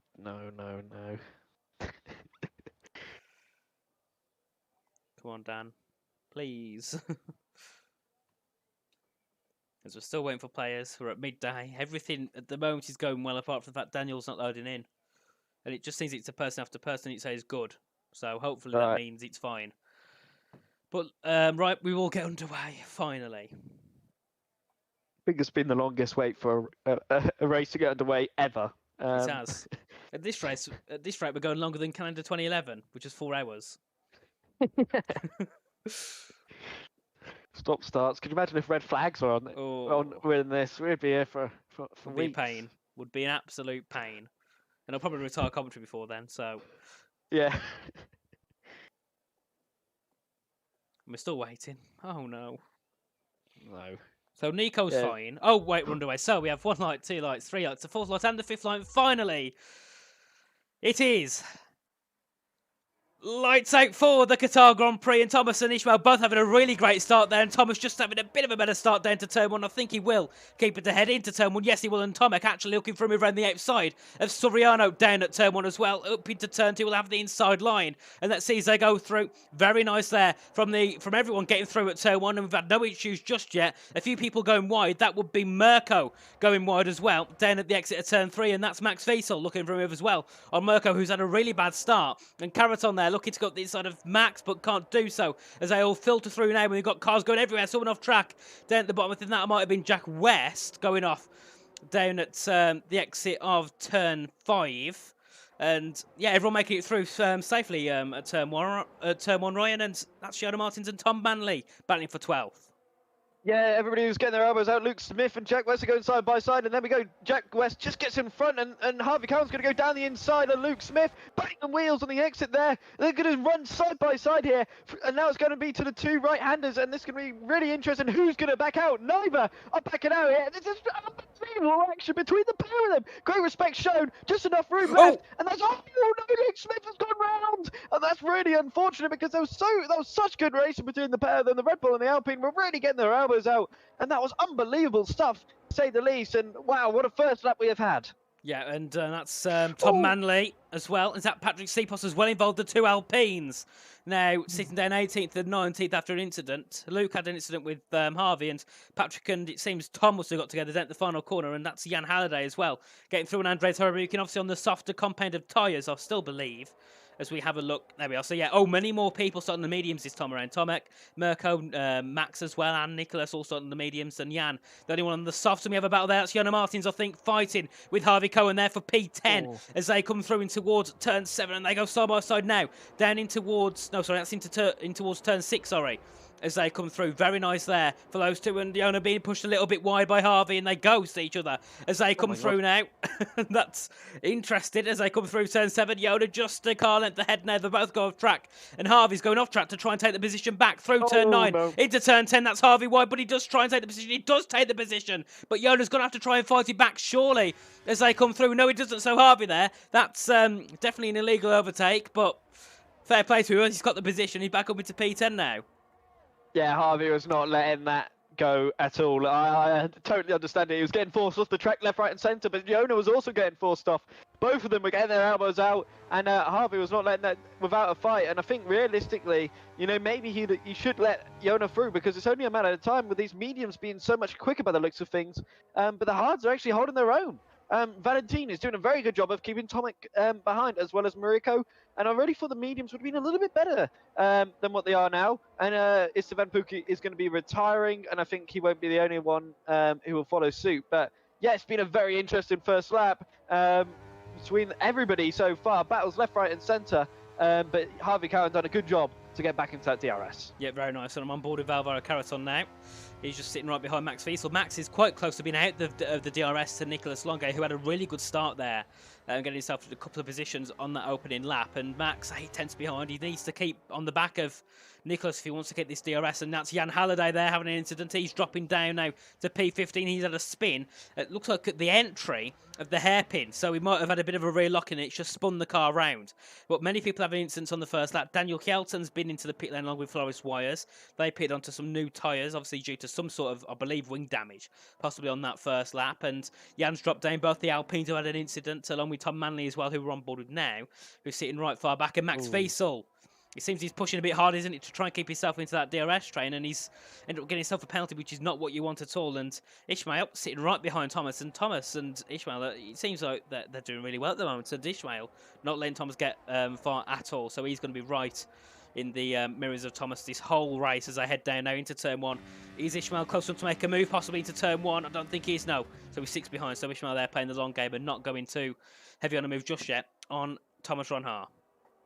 Yeah, it's interesting to see the ERS difference as well throughout the grid. You can tell who's been really struggling and who's had to be using the battery. Max Wiesel now dropping out of the DRS range, so he's going to have to use some of the more of that battery. But it's interesting as well, down that main straight, Ismail was lifting, so he is really playing the long game here, and he's not really wanting to battle Ronhaar too early on. But as you can see, this is really close between everybody early on here, no gaps whatsoever, and it's going to be a really good fight for this race win. You know, anybody from P6 realistically at this moment in time could win this race, and it's early doors right now, only lap 4 of 29. But this is where things do get interesting, and I wonder, you know, Alvaro Caraton, could he maybe get past Max Wiesel? Yeah, well, I'm currently on board with Jona Martins, who's trying to get through on Harvey Cowan again, as they two had their little controversial battle on lap 2. Andrei Horubukin's dropped back heavily now with 3.2 seconds back from this top 11 train, so he's going to have to make something work there. Max Wiesel as well now, just on the cut-off of that 1 second gap. The DRS is enabled now, so this is really not good for Max Wiesel. Could we see a move from Alvaro Caraton? And that's, I believe, the Mercedes of Jan Halliday there, just parking over down at turn 2. And there we are, Alvaro Caraton up the inside. Can he get through on Max Wiesel to turn 1? I think he will. The DRS, it seems to have got a bit more pace to give down that back straight and gets himself through. Nicholas Longe as well, looking for a move on Mirko Soriano, and does get through and puts himself into P5. Yeah, a little bit of a mistake, and Max Whistle's also made a mistake, and he's gone off. That's a big mistake there from the Aston Martin. Maybe he might have thought back, and he maybe tried not to let Jack West through. And there we go, Max Whistle now down to P11, and he's got a long way back to get back into this race, and that's a real shame for the Aston Martin. And Jonas now got another penalty, and that's 6 seconds already, and Qatar's so easy to pick up so many warnings, and that's a real shame for the Haas driver. But, you know, as well as that, he's got a Red Bull in front of him. He's doing a very good job of keeping him behind. But keep in mind, though, Harvey Cowan is struggling with the battery, down to now 11%, now dropping below that 10% battery. So he's really struggling out there. Yeah, watching back at the top three, they're really not pulling away from, well, the mediums really aren't catching up at all. Tomek, he's not getting any closer than 2 or 3 tenths. So this has really not worked out for these medium tyre runners at the moment. Obviously, remember, they'll be fitted onto some harder tyres at the end of their stint. So they'll be a bit more of a disadvantage, possibly, when they go into the harder tyres, whereas you've got the hard runners going onto mediums. But to be fair, it might not be that much of an issue, because it seems at the moment there's not really much difference at all between the tyres. Could be due to the DRS, but yeah, the mediums are not gaining at all, really, on the soft runs. And that's Ishmael Fascinate looking for a move into turn 1. Does take the lead of the race going through, but obviously it means nothing on lap 6, because these two will probably be swapping it constantly just to, you know, just to give that DRS to each of them as they swap each lap. And Thomas, going a bit wide there. He's got a penalty. Yeah, a bit of understeer there for Ron Hahn. I think he's just been struggling these last few laps. Just generally, he just looks unsettled right now, does Ron Hahn.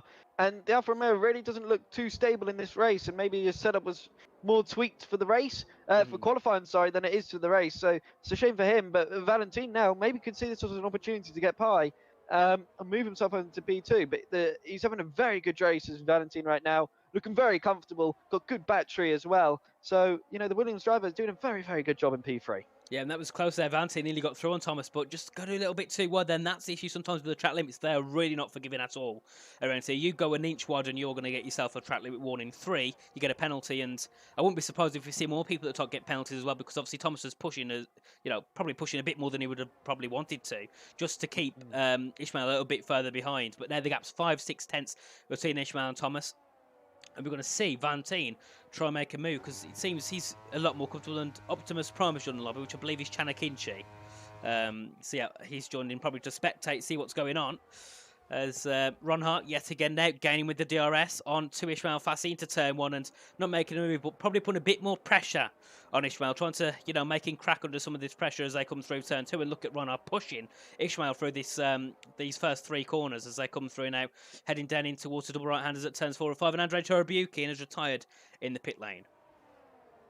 Yeah, it's a shame for Andre, but these things happen. I think it's good to see some of these drivers who are still sticking here. You know, Tom Manley, Daniel Johnson, Flores Wise, all sticking it out. And there we go. Flores has got another 3-second penalty. Yoda, has got another penalty. So it's up to 9 for him in P10. So it's a shame. And he really has been pushing Yoda, because he's down to less than 10% on the battery as well. And there we go. Flores has also got a 3-second time penalty now. So the two Hatters really are adding up on these penalties. And then America making a massive mistake. And here we go. Alvaro Contra has an opportunity. America's going to defend. They could go side by side. Luke Smith here last time, but that's a great move there from the Spanish driver, and he's up and now into P6. Yeah, very nice there from Alvaro. It seems these hards are doing a little bit better than we probably thought they would have done at the start of this race. 6 laps in the hards. Well, Alvaro seemed a bit quicker than Mirko. I know Mirko made a bit of a mistake, but still, Alvaro was right on the back of him, 2 or 3 tenths throughout that whole lap, and it was more, I think, of a matter of time of when, not if, Alvaro will get through, because obviously we know Alvaro's one of the quickest in the lobby here, currently sitting back in 6th where he started. Would be nice to get him on the podium, especially for Brett Koshner's. Currently he's got Ishmael and Valentin both in the podiums. Luckily, at the moment for them, a 1-2 for Williams. Alvaro wants to make it, hopefully, wouldn't mind a P3, would he? But at the moment he's looking at a P5 because of the penalty for Thomas Ronhar. He'll drop down to about 6th or 7th position in this race currently, which is a big shame. 4 laps in, I think it was. You don't want a penalty, because if you go and extend the track that many times already in 4 laps, you've still got another 25 to go. So you've got to then start to let off, otherwise you're going to get more and more penalties, which is just not what you want. As soon as they count up and out, up and up, your chances of getting points are just going to get lower and lower. Yeah, 100%. And one driver who's just really playing it quite cautious right now is Nicholas Longe. Been keeping a close eye on him in P5, and he's doing a really good job of just looking after the tyres and not extending the track. He's really playing this quite smart so far. He's got good battery as well, nearly a full battery. So you can just tell what the Frenchman's doing right now. He's really just looking after it himself and taking it cautiously. And you can't win a lap. You can't win the race after a few laps. So it's a really smart drive here from the Ferrari, and I wonder if he'll be able to get a move on Tomic soon because he's showing some really good pace right now. Yep, and obviously Thomas and Nicholas, along with Barry, teammates at Ferrari. I'm sure these two are probably together in a voice chat, figure out what they're going to do. Obviously, strategy comes into play, especially for the Williams as well as Valentine and Alvaro. They're very close together, so they've got to be careful when they pit. They can't pit at the same time. If a safety car comes out, Williams, Red Bull, and Ferrari are all at an issue because they're all close together, so they're going to have to start backing off and be careful not to get penalties for doing so. But Nicholas, he seems he's a little bit quicker than Tom, but he's not. He's not worried about getting past because it's not losing him too much time. Tomic's, pulling in right behind Valentine perfectly fine, 4/10 back. These these hard tyres really, medium sorries, don't really have much of an advantage at all, do they? It seems at the moment at least. Yeah, that's quite an interesting point as well, because when these pit stops happen, maybe will the hards be quicker for the guys who are on the mediums right now? So that's the thing you got to think about. Maybe this could be just one of those things where the mediums just aren't very efficient around this track for some reason. I'm not too sure. Obviously, this is the first race that we've covered around here on PC, so you get to find new things out all the time, and these drivers will be experimenting. And maybe don't want to give away the perfect strategy until esports, if it is on that calendar, of course, as well as other, leagues once it really gets kicking off. Because remember, this is a social race, so people will be just about testing anything they really want to. So yeah, it's interesting to say the least so far. Ismail doing a very good job at the front now. He's keeping a good buffer between him and Thomas for around 5/10. And it seems for people who aren't making issues, following each other is easily, it's easily possible. No one's really worrying about dirty air. Everyone's all keeping within that same time with each other, 2 or 3/10. As we come through now in towards turns 2 and 3. Ishmael still leading ahead of Thomas Ronhara, who's got that penalty. So at the moment, he's really not looking for he's not even looking for a podium at this point. He's looking for a top 7 with that penalty, unless others get penalties as well. Thomas is in a really bad position, but he's just got to keep sticking on the back of Ishmael, just hoping more people get penalties. People maybe have crashes or something just to give him a bit of an advantage. And also, it could be down to strategy. He might decide to pit earlier, he might decide to pit later, just to see if he can work something different. Because now, with that penalty, he's not fine for the P3, so he needs to try something a bit different, I think, if he wants to have more of a chance again of trying to take that podium. And obviously, Ronhar, he's one of the quickest drivers throughout 2022. I think you could say, arguably, along with Lucas and possibly Jarno, he was the quickest driver. So, he definitely wants to have a P3, and he definitely won't look good for him if he don't. 100%, and it's quite interesting as well to watch this midfield battle right now as well between Harvey Cowan and Jenna Martins. These two really are just giving it their all between these two, and they seem quite equally matched right now, and it's quite interesting to see the Haas versus the Red Bull, and they're really giving it their all. And there's not really much moves anywhere else, obviously. It really is just the top 10 you've got to keep a close eye on right now, and it really is a bit of a stalemate. And I wonder when somebody will decide to really flip the switch and really just go for it, because at the minute they're all working together right now, all in harmony, don't really seem to put anyone else under too much pressure. So I wonder when Tomek and Nicholas Longo will decide now's the time, we need to go on the attack. Because so far no one's and it could be the fact that Thomas and Nicholas just aren't pushing either. They're not really it just seems they're quite comfortable wherever they are, but surely they want to be pushing a bit. Oh, and Nico, bit of a mistake there, down into the exit of turn 5, having to lift off the throttle completely through there, and Alvaro there, having a bit of a gain there, but this could be good for Alvaro, and Yelson's residing in the pit lane. But yeah, this could be good for Alvaro, because he's on those harder tyres, he can go a bit longer than these others, which could help him, throughout the course of the race. Once Thomas and Nicholas have pitted, it gives them a bit more of a bit more free air, 1.5 seconds, something like that, which could be good for him just to pull himself along. Because obviously dirty air is a thing, it can cause issues for drivers, of course, and yeah, and it could be very good for Alvaro. But Patrick Seaposs with a penalty. Again, it seems a lot of people having penalties. Only people seems Nottingham below. Thomas has got a penalty, but apart from that, no one in that top 8 has got one, and Nicholas Longe deciding to pit. Yeah, I think that's a good call from him. I was just on board with him throughout that lap after that little bit of a mistake which he caught. He just seemed to be struggling. Maybe with grip, I'm not too sure. So yeah, good choice from the Ferrari. Maybe tyres just really at the end of their life. So maybe that's an early sign for how early they're going to pit. Is that yeah, hard tyres obviously on the Ferrari. So yeah, interesting choice from Nicholas Longe. So let's see how this all plays out. Now he's on the hard tyres, which seem to be being a lot quicker around here. Yeah, it's working very well for him, and also Marco Soriano getting a lot more on Alva Caraton now as they come through the end of this first set, coming through turn 5, down in towards the head at turn 6. And to be fair, I'm surprised we haven't seen many mistakes there at the hairpin. Not many people have made mistakes at all, and I thought really this is where we'd see moves be made, but I don't think we've seen any moves or mistakes being made at turn 6, have we? At all, this race. No, that is a good point. I thought there would have been a few drivers maybe locking up their rear tyres and going for a little spin because, you know, their brake bias is so low that they're trying to just get as much turn in as they can. But all these drivers really taking good caution, not making any mistakes, and nobody's really been able to get that run at the exit of turn 5 to really give them that opportunity into turn 6 to maybe make that move. So yeah, at the minute it's quite interesting to see, and I wonder if Jona Martins and Tomek Precious will both be coming into the pits now. We'll have to wait and see. Yes, we do. There we go. Tomek comes into the pits now. Jona's got another penalty, and he is coming to the pits, and is a Haas. So yeah, it's be interesting now to see when do these hard runners decide to follow suit. And technically now, Williams is sitting 1, 2, 3 because of the penalty, so that's going well for them. Obviously, they need to pit still. And Thomas Ronhart, we missed that one, going through on Ishmael Fassi down at turn 1. Doesn't mean something, it doesn't mean too much just yet. Oh, Thomas having a bit of a slide there coming through to the exit of turn 1. But yeah, for now, overtakes at the lead doesn't mean much until after the pit stops. For now, it's just, you know, if one's a lot quicker, it'd be, you'd save more time by just passing, you know, letting the other one have DRS on the next lap.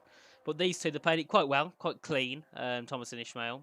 And the two Williams just sitting behind, not worrying too much, just, you know, pulling themselves along with Soriano, who's still on the medium tyres. He should be fitting probably quite shortly off of those mediums onto a set of hards, unless he wants to go bold and go for a soft, but I can't see that being much of a possibility. And Louis Welch as well, still sitting on his medium tyres. Everyone else is either on their starting hards or they pitted onto hards. Yeah, by the way, Nicholas Longe has now jumped Tomek after that pit stop, so it's a great job from him, and I think that could be a good indication, by the way, of the undercut. Might be quite powerful around here, so keep that in mind. Whoever pits first might be able to jump one or two drivers. Who knows? Especially for this battle for the lead, I wonder if Alvaro might go into the pits early before Valentin. We'll have to wait and see what the Williams do decide to do, but it's looking very, very interesting for this battle for the lead. Jack Wesson, I was going to say Mirko swapping positions, but Mirko's gone into the pits, and now Ismail has retaken the lead on lap 14. So the AlphaTauri and the Alfa Romeo seem to work it together maybe here. Yep, and I'm just on board with Nicholas Longe. I want to see where he comes out compared to Mirko Soriano, who's come out of turn 16. Both of the Ferraris actually. Where are they going to come out compared to Mirko? We'll go on board with Mirko as he comes out the pits, and will Jona jump him as well? Because that's going to be quite close. The Ferraris come out a mile ahead, and Jona's also looking to get ahead as well. But yeah, just not close enough. But yeah, that's Mirko. How far back is he? What's that? 2.5 seconds. He's lost a lot of time by staying at that extra 2 laps. So maybe the undercut for the hard runners is definitely going to be a possibility.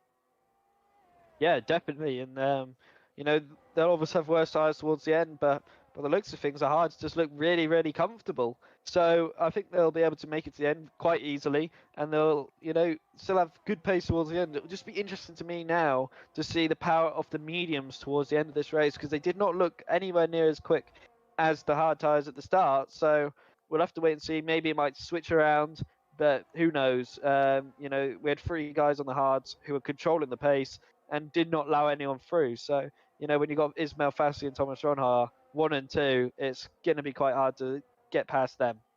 Well, we're coming now down up towards the line for lap 15, which is just over halfway of the race now. So, pitted for the hards, we should probably see what? Lap maybe 16, 17 possibly. Maybe a little bit later if we want to go for a bit of an overcut, but I don't think it'll work. So, yeah, 3 laps time, we should see most people pitting off their hards. And Jack West has also now pitted onto some medium tyres as well. He's had enough of his hards, and enough to see if his mediums can do the next 14 laps well. Yeah, he's the first hard runner to decide to come into the pits, and these hard runners seem to put their foot down on Harvick Hahn. Getting a penalty there, that'll be a bit frustrating for him. He's had a good race so far, you know, battling hard with Jona Martins, and I wonder where he'll come out in this, because if Jona's, you know, right on the back of Mirko.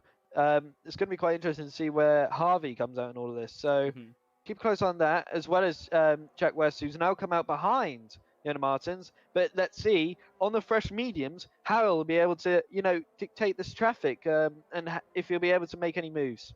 And Thomas and Nicholas have swapped positions as well down at turn 1 on the previous lap. And Jonas right behind Mirko as well. So that's really not worked out for Mirko. He's lost nearly a second on that previous lap to the two Ferraris. So Jonas got another 3-second time penalty added to his name. And it's not surprising. He's probably got about 15 seconds now, I think. Yep.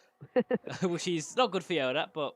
And Lou Welsh and Max Vies also getting penalties. And Harvey Cole decides to pit now off of his hard tyres. He's going to join his teammate on the mediums. And yep, so it seems the Red Bulls want to go a bit earlier than the top four, all staying out, as Harvey's going to go into some mediums, come out behind Luke. Luke's going to stay it a little bit later. But yeah, this could work heavily for the Red Bulls. You know, depending on what happens to the top four, because if they're going to pull each other along and the overcut doesn't work, you know, at the moment they are overcutting the Red Bulls, so it's going to be a close one. And the two Ferraris yet again now fighting for P8 and P9. I think that's time it's Nicholas getting back through on his teammates. So these two just swapping positions, and it'd be nice if Sainz and Leclerc did this so cleanly. As we head through now out to turn 3, and Max Wiesel retired in the pit lane, which will promote Ferraris up to 14th and Tom Manley up to 15th. Yeah, it's been really interesting now in these final, you know, few laps for these guys on the hards, who are obviously going to be pitting for this medium tyres. The mediums just don't look anywhere near as quick as you would expect them to, and I think the medium hard strategy certainly has been the right call, because look at the gap that Nicolas Longuet and Tomek have managed to be able to pull here. They've been working together, slipstreaming, DRSing, and they've been able to just pull away and extend the gap from Mirko to 3.1 seconds now. Jack West has done a good job, obviously, of closing down, but he's had to use a lot of the battery, so he's down to nearly around 10% here. So, you know, the Red Bull driver certainly is struggling with the battery now, and that's the thing I've got. It's quite interesting to me with the strategy choice. Seems to me the medium hards definitely was the right way to go. And Carson has pitted now. We'll see where Nicholas Longuet and Thomas come out compared to him, as he's going to be heading down the pit lanes on his mediums. I think they're just going to fly past him, aren't they, at this right? They are. Is he going to come out behind Mirko? It's going to be close. It's going to be very close to turn when he comes out behind. That's really not worked out at all, because he's come out behind Jack West, behind Mirko, as Jack West gets past Mirko. Yeah, just on board with Nicolas Longuet. He's having to dictate these cars who have yet to pit, and it's now side by side between Louis Welsh and Nicolas Longuet, and Louis Welsh is really making this difficult. That's going to cost them so much time, the Ferraris. And there we go now. Tomek going to go down the inside of the Aston Martin. And there we go, the Ferraris have got through just about, but Louis is not giving this up without a good fight here. The Aston Martin go back down the inside, and there we go, Tomek has got through. But that's cost them so much time there, and Nicholas won't be too happy about that one. Yeah, well, I think there's about 16 seconds back from the top. Now they're about 19, 18, so that's really not helped them at all. Tomek's now dropped 7/10 back from his teammate, and the top three all pitting at the same time. So now I'm going to go on board with Nicolas Longuet. We want to see where he comes out. Where he will come compared to these who come at the pit lane. So it's Ishmael, Thomas and Valentine, the top three, who have been the top three the whole race. Effective the top podium. Where will they come out compared to Nicholas, Tomek, and Mirko's dropped quite far down. Jack's got dropped far down. So we'll see as we come through, and Ronar's dropped down to third. Oh, is he served the penalty? Hang on, what's happened to Ronar? He's dropped down positions. Yeah, well, Nicholas and Thomas come out ahead, but what's happened to Ronald there? They dropped down really far. 12th for Ronald. That is the overcut definitely doesn't work. Valentine's down to 10th, Ishmael down to 9th, and Alvaro's jumped them all. So this undercut is just 10 times better at this rate. Yep. I did think maybe that was the possibility, and we're seeing it on full display right now. And there we go, Alvaro Carreton trying to get past Yoda Martins. Yoda's giving him the elbows. Oh my goodness me, that's him off the track, and Alvaro won't be too happy about that one. And Yoda's decided to let him through, and Louis Welsh again, you know, being the roadblock he is, he's making this as very hard as he can. Can Alvaro go down the inside? That was always going to happen, and there we go, it wasn't ready on for Alvaro Carreton. He was frustrated from the Aston Martin. He tried to make an audacious move work, and unfortunately for him it didn't. And there we go, Ismail Fassi now getting past Yona Martins as well. And I think there's another move in the background. Thomas Runhar getting past Harvey Cowan. There's contact between the two. And it's Runhar through, he is. But Harvey's still not giving this up yet. Through turn 15, there's going to be contact again. But the Alfa Romeo still hangs it on around the outside. Again, they're still side by side into turn 16. Harvey going to try to hold around the outside. Thomas Runhar forces him off the track. But Harvey Cowan still had to take the evasive action off the sides. But there we go, Thomas Runhar getting through. Yeah, and that was definitely cost Thomas a lot of time because Brufair's got through on Yoda Martins and the two Hasses coming together. That's Forrest's retired car who's going back out on track to retire. But yeah, Yoda's got, Vance's got through on Yona. Ishmael's got through on Yona as well. And Thomas is now stuck behind. He's 9/10 back. He's got to gain a lot of time to get through. Ishmael's now looking to get a move on Patrick Seapos as well. He's currently sitting in 5th with a penalty and with those older hard tyres. Now, Ishmael's going to go around the outside. Oh, they nearly make contact as they come out of turn 6. And Ishmael now into the top 5. He's going to chase after Mirko Soriano as Vante Brufair now looking for a move on Patrick Seapos gets through as that's not really a hard job at all for Valentine as we now head through up in towards turn 9 and 10. And Ronhar now looking for a move on Yona Martins and we go through into turn 10. Inside for Thomas. Way better traction on the exit there compared to Yona's tyres and also could be looking for a move on Seapos as well. Down at the flat out section. Oh, it hits the back of Seapos as well, knocking Seapos a bit wide. So you've got Seapos gets belted in. Ronhar up the inside at turn 13. And what a move that was there, and just shoving his way through from Seapos. But Ryan, some of these moves are absolutely amazing, especially with that flat out section. Yeah, that was crazy. I did not expect Ronhard to go for that, but that was audacious, and he made it work just about. You know, that was incredible stuff, but that was just showing you the level of grip that Thomas does have compared to Patrick Seapos, and it's about time that he did decide to pit, and there we go. We've got a bit of a battle here. Mariko has got past, I believe it's Valentine, and Harvey Cowan and Yoda Martins. These two have got a bit of history, obviously, early on in this race, and there we go. Harvey Cowan getting past Yoda Martins. Obviously on the better tyres now. I think the mediums are really starting to, you know, come into effect right now, and they're seeming to be working really, really well. Because now Jack West is on for a potential win here. Yes, which is really great considering where he's, where he started, where he was originally. But yeah, it seems this time around the mediums are way better because Valentine they're having a bit of contact with Mirko Soriano down at turn 7. Yeah, it just seems the mediums this time have lit up completely and they've got a lot more pace as Valentine's all over the back of Mirko, but he just can't get through. At turn 10, he's got better exit. And I think Mirko just stretched out. Yeah, he did. And now we've got Ishmael fighting with Jack West for P3 as they come through now. And that is Ishmael back into 3rd, technically 2nd, because of Nicholas Longay's penalty. And Louis Welch also with another penalty as well, which really isn't helping his day at all. And now Brufair right behind Mirko. Mirko's 1.3 seconds back off of this train for 1st to 4th. So surely with the DRS aid, Valentine should get through. Down at turn 1 on Mirko Soriano with the DRS with the slipstream there. Better tyres get straight past now. Will Thomas Ronhar also take that invitation? Yes, he will. And he puts himself into P6. And also Longay's lost 2 positions as well with the lack of DRS. And now that's Tomasz in the lead ahead of Ismail Fassi. Yeah, it was just the power of the DRS and ERS. From Ismail Fassi. Nicholas did not defend that whatsoever. He did not use any of the battery, and he didn't even go up to 8th gear. So he was happy to accept to go behind Ismail Fassi. But the question is, now can Tomek really defend and keep Ismail Fassi behind? That's what we're going to have to wait and see now. And he's really going to have to get his elbows out, if he wants to hold on to this win. Because, Ismail Fassi is really flying now. Yeah, and you got all these different trains, and people pin at different times with different strategies. And look now, obviously, Ishmael, Valentine, and Thomas pitted together. They are quite a bit apart compared to where they was when they pitted. So obviously, all these different people and different strategies really isn't helping some, but others it's helping. It's really doing dividends for them.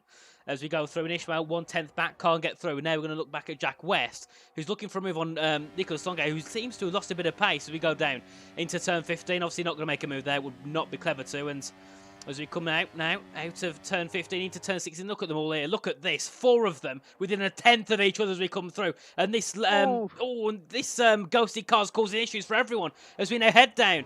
Has Valentine got it in the battery? Has he got the power down towards turn 1 to get through? I don't think he has, but Ishmael Fassi's also got through on Parajdic as well. And that's Jack Wist on the outside as Valentine round the outside at turn 1. He's going to have the inside at turn 2. Oh, and they make contact. They make heavy contact going through there. And Thomas Ronhar trying to make something work. wide, but just can't get through. They're going to go nearly 3 wide. Going through, out of turn 3, up towards turns 4 and 5 now. The double right-handers. And I think Valentine might just be ahead of Jack West. Thomas Ronhard now going to look through. He has to back out. Oh, and what's happened to Jack West there? He's bounced off the track and gone straight. And he's pretty much out of this race now. He's gone completely straight at turn 5. And Ronhard back into the top 5. Valentine looking to get a move on Nicholas Longa. And these hards, they seem to die off, aren't they? Yeah, that's such a shame. Jack West was having some wheel issues all day, and unfortunately, I think that's just what's happened. His wheel has disconnected again. But what a drive this has been from Ismail Fassi. You know, it's been so mature, and it's been so quick as well. You know, he's been making overtakes left, right, and centre, and you know, him and Ronhard are working so well. And I think why Ronhard, by the way, lost positions was due to him maybe not pressing the button for the pits, because obviously there is that immersive pit stop, and he might have pressed the wrong button, or he might have pressed it slightly too late and he got a slower pit stop.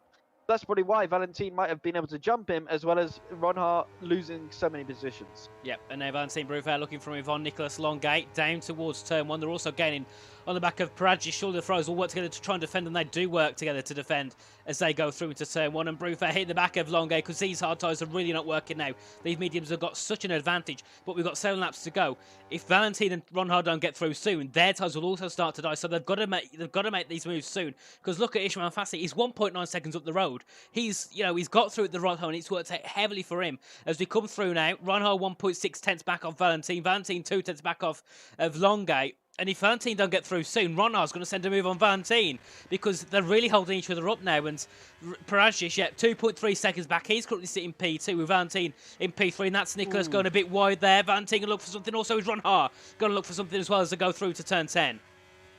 Yeah, expect to move into this double right. I'm calling it now because these two are so close. And here we go. Ronhard's got a very good exit. Could he make a move? Is he going to go for it again? We'll have to wait and see. No, he thinks better off it this time because of the grip that Valentine does have. So this is very interesting between these two. The Williams and the Alfa Romeo are going to be frustrated behind these two Ferraris, who are doing a very good job of holding on to P2 and P3 right now. We now head down into the final turn 16. Ronhard's right behind the back of Valentine. And now has he got a chance to get him down towards turn 1, because he's got a really good exit as well. He's gaining lots with the DRS, and with the slipstream. He pulls side by side with the Williams as they head down now in towards turn 1. And it's also Nicholas Longate getting ahead of his teammate Paradji as well, and Ronhard getting himself ahead of Valentine Brufair. But he's got a penalty, so it doesn't really matter because he won't keep that position anyway at the end of the race as we go through now. And he's got to through on the Williams. He's got to get through on the 2 Ferraris now to get himself onto that P2 on track. Obviously, he will lose a position, but on track it's still a P2. He still drove superb today. Some of the moves Thomas has been pulling off are absolutely sensational, especially through that turn 13 up the inside of Sleepos. That was just something we've never seen before from Ronhard. As we head through up in towards turn 7, Ronhard's got to get something done, because you can see just pushing Nicholas Longate through the corner, because these hards are dying now. They're really dying. They're 12-11 laps old. The mediums are 6 laps old. They're new. Either way, they're a newer set of tyres. Plus, they're a softer compound, which they're quicker anyway. As we head through in towards the flat-out section, and Ryan, when do you think Ronhard's going to get through? Because he's got to do it soon, hasn't he? Yeah, he's got to do it as soon as he can, really, because Ismail Fassi's flown away. I think the race win is gone for Ronhard. Maybe if he was able to stick with Ismail when he did get through, Ronhard could have still maybe gone to this podium, because look at the gap that Ismail Fassi has pulled. Ronhard could have been out of 3 seconds, and he could have been on for a good result here, maybe even a podium. But it seems to me the hards maybe are starting to come back a little bit, because the mediums certainly are struggling a little bit now. And there we go. Tomek and Nicholas do swap around, and there we go. Tomek now up into P2. Mariko and Harvey Cowan are going side by side, and Harvey Cowan going around the outside, and what a move that is on the McLaren. And that was superbly done there from Harvey Cowan. He's now up into P6, and these two are having a really good battle. And Mariko is going to try and fight this back, but he's have to think better off it and go back on the attack maybe later on. Yep, we'll go back to the battle for third and fourth, because Ronhard now getting even closer to Longate, but Longate's not going to let him through. We saw some of the strategic things that happened at PSGL, and it seems they might still have a bit of some controversy. I'm not too sure. I'm not going to try and say anything, but these two have been known for their previous battles, and Longuet not going to let this one go at all. Now Ronhar right behind 1.5 tenths, but he gets a great exit. But then when it comes to the straight line speed, he seems to drop back. It just seems like the Ferraris have got a bit of better straight line speed. Remember, Tomac and Nicholas are in Ferrari. They've probably got the similar, if not the same setup. And obviously, Thomas is in RHG. Alfa Romeo, they'll have different setups as well. So Thomas's might be built more for the corners. The Ferrari's built more for the straight line speed as we now come through in towards turn 16.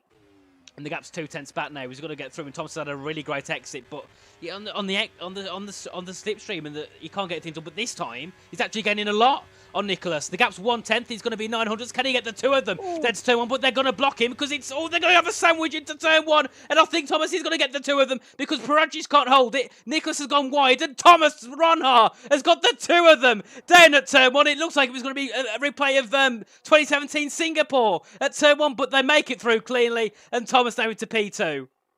That was unbelievable from Thomas Ronhar. I don't know how he was able to fit through that gap, but also keep enough room. They didn't make any contact with Nicholas Longuet on the outside. That was unbelievable racing from all three involved, because that could have gone horribly wrong. If someone breaks ever so slightly too late, that could have ended in a disaster. But they managed to keep it clean through there. And, Nicholas is holding on just about to Thomas so far, but they're going to be working really hard now to try and hold on to it and use some of that battery. But my, that was unbelievable stuff. Yeah, I hope that was clipped, because that needs to be put onto some sort of YouTube or TikTok, because that was unbelievable. We thought the move down at 13 on C-Plus was amazing, but this one I think is just on a new level.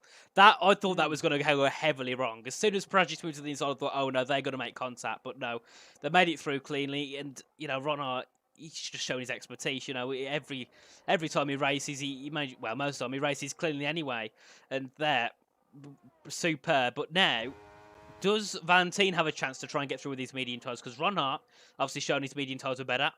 Can Valentine try and get himself through on the two Ferraris as we head down into turn 1? Nicholas just 2 tenths back, and I think Ronhar's going to hold this now. I don't think there's any chance of the Ferraris getting back through. No, I don't think they are. But, Nicholas seems to me, he's playing the long game. I think he's got a bit of confidence that the medium tyres will die. And they are slowly dying, because look at the grip that he does have. He's not losing so much time as he was before. So it's quite interesting to me that the hards are still doing ever so well.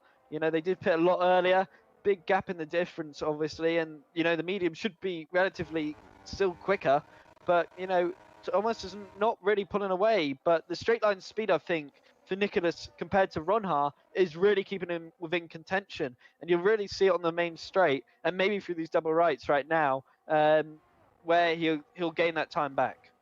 And I think if there was another 5 or 6 laps, Thomas could have maybe stretched that gap a little bit more than it is. But I think because there's only 2 laps to go, he's not going to have any chance of getting that 3 seconds. I don't think he would have got 3 seconds to Nico anyway, but it would have been a lot higher than it is, because you can see he's already starting to pull a bit more. The 7.5 tenths, 8 tenths is the gap as they come out the final corner. And Nico, we will gain back with the DRS, but it won't be anything significant. And what's happening here with Harvey, he's gone a little bit wide. He's just weaving down the straight now, as I think Mirko's going to get back through. So either Harvey's had an issue, or these two want to battle.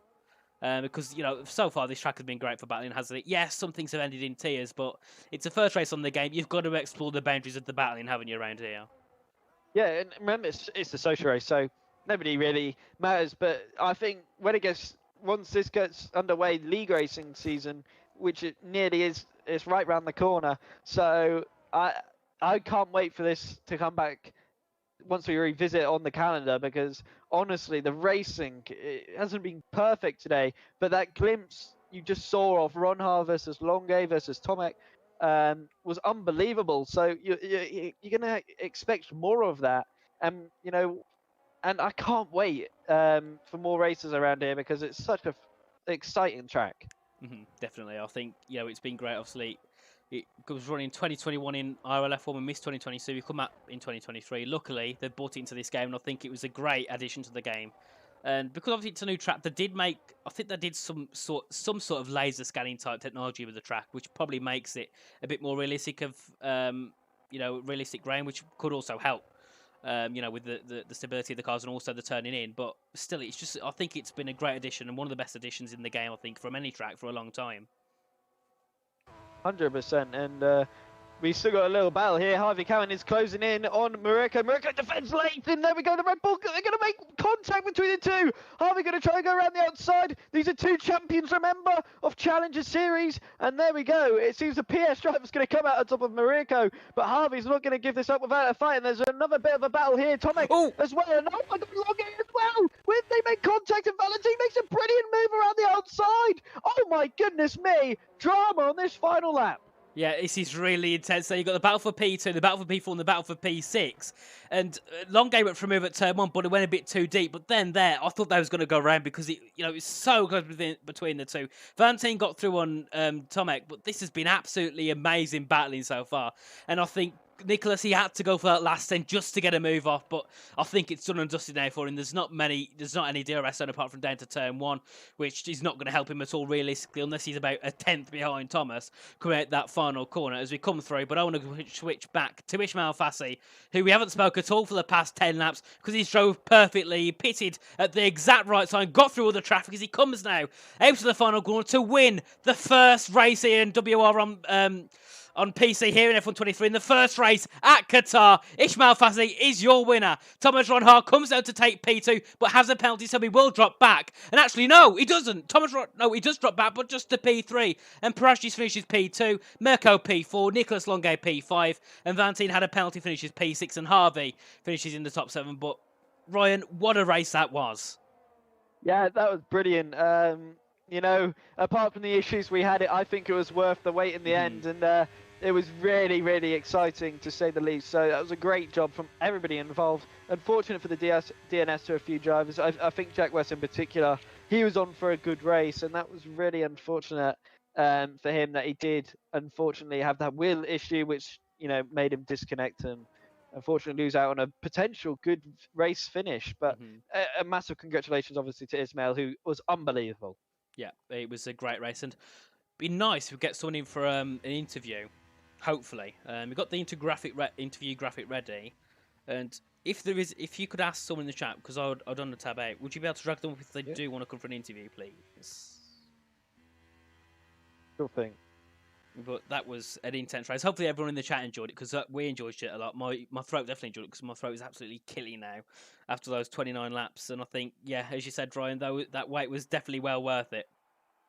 100%. It was drama, and it was exciting. And, it wasn't perfect, but I think, once we come back to this in the league racing season, you'll see a much cleaner race, but also I think you'll just see just as much drama.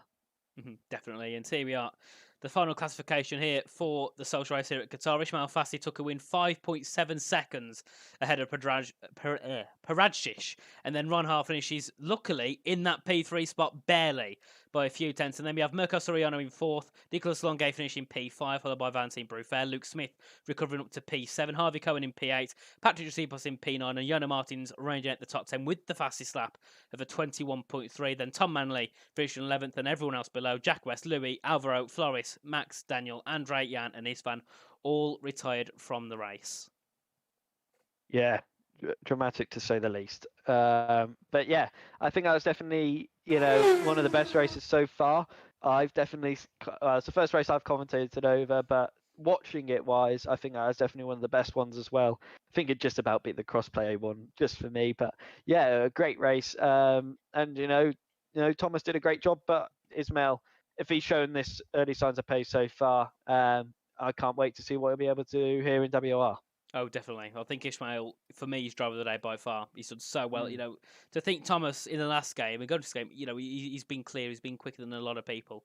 And Ismail's been right behind him, if not quicker, especially on that, the execution of that second stint. Just got straight through the traffic, no messing around, got himself through. And, ultimately, it paid off heavily because he's finished 5 seconds ahead.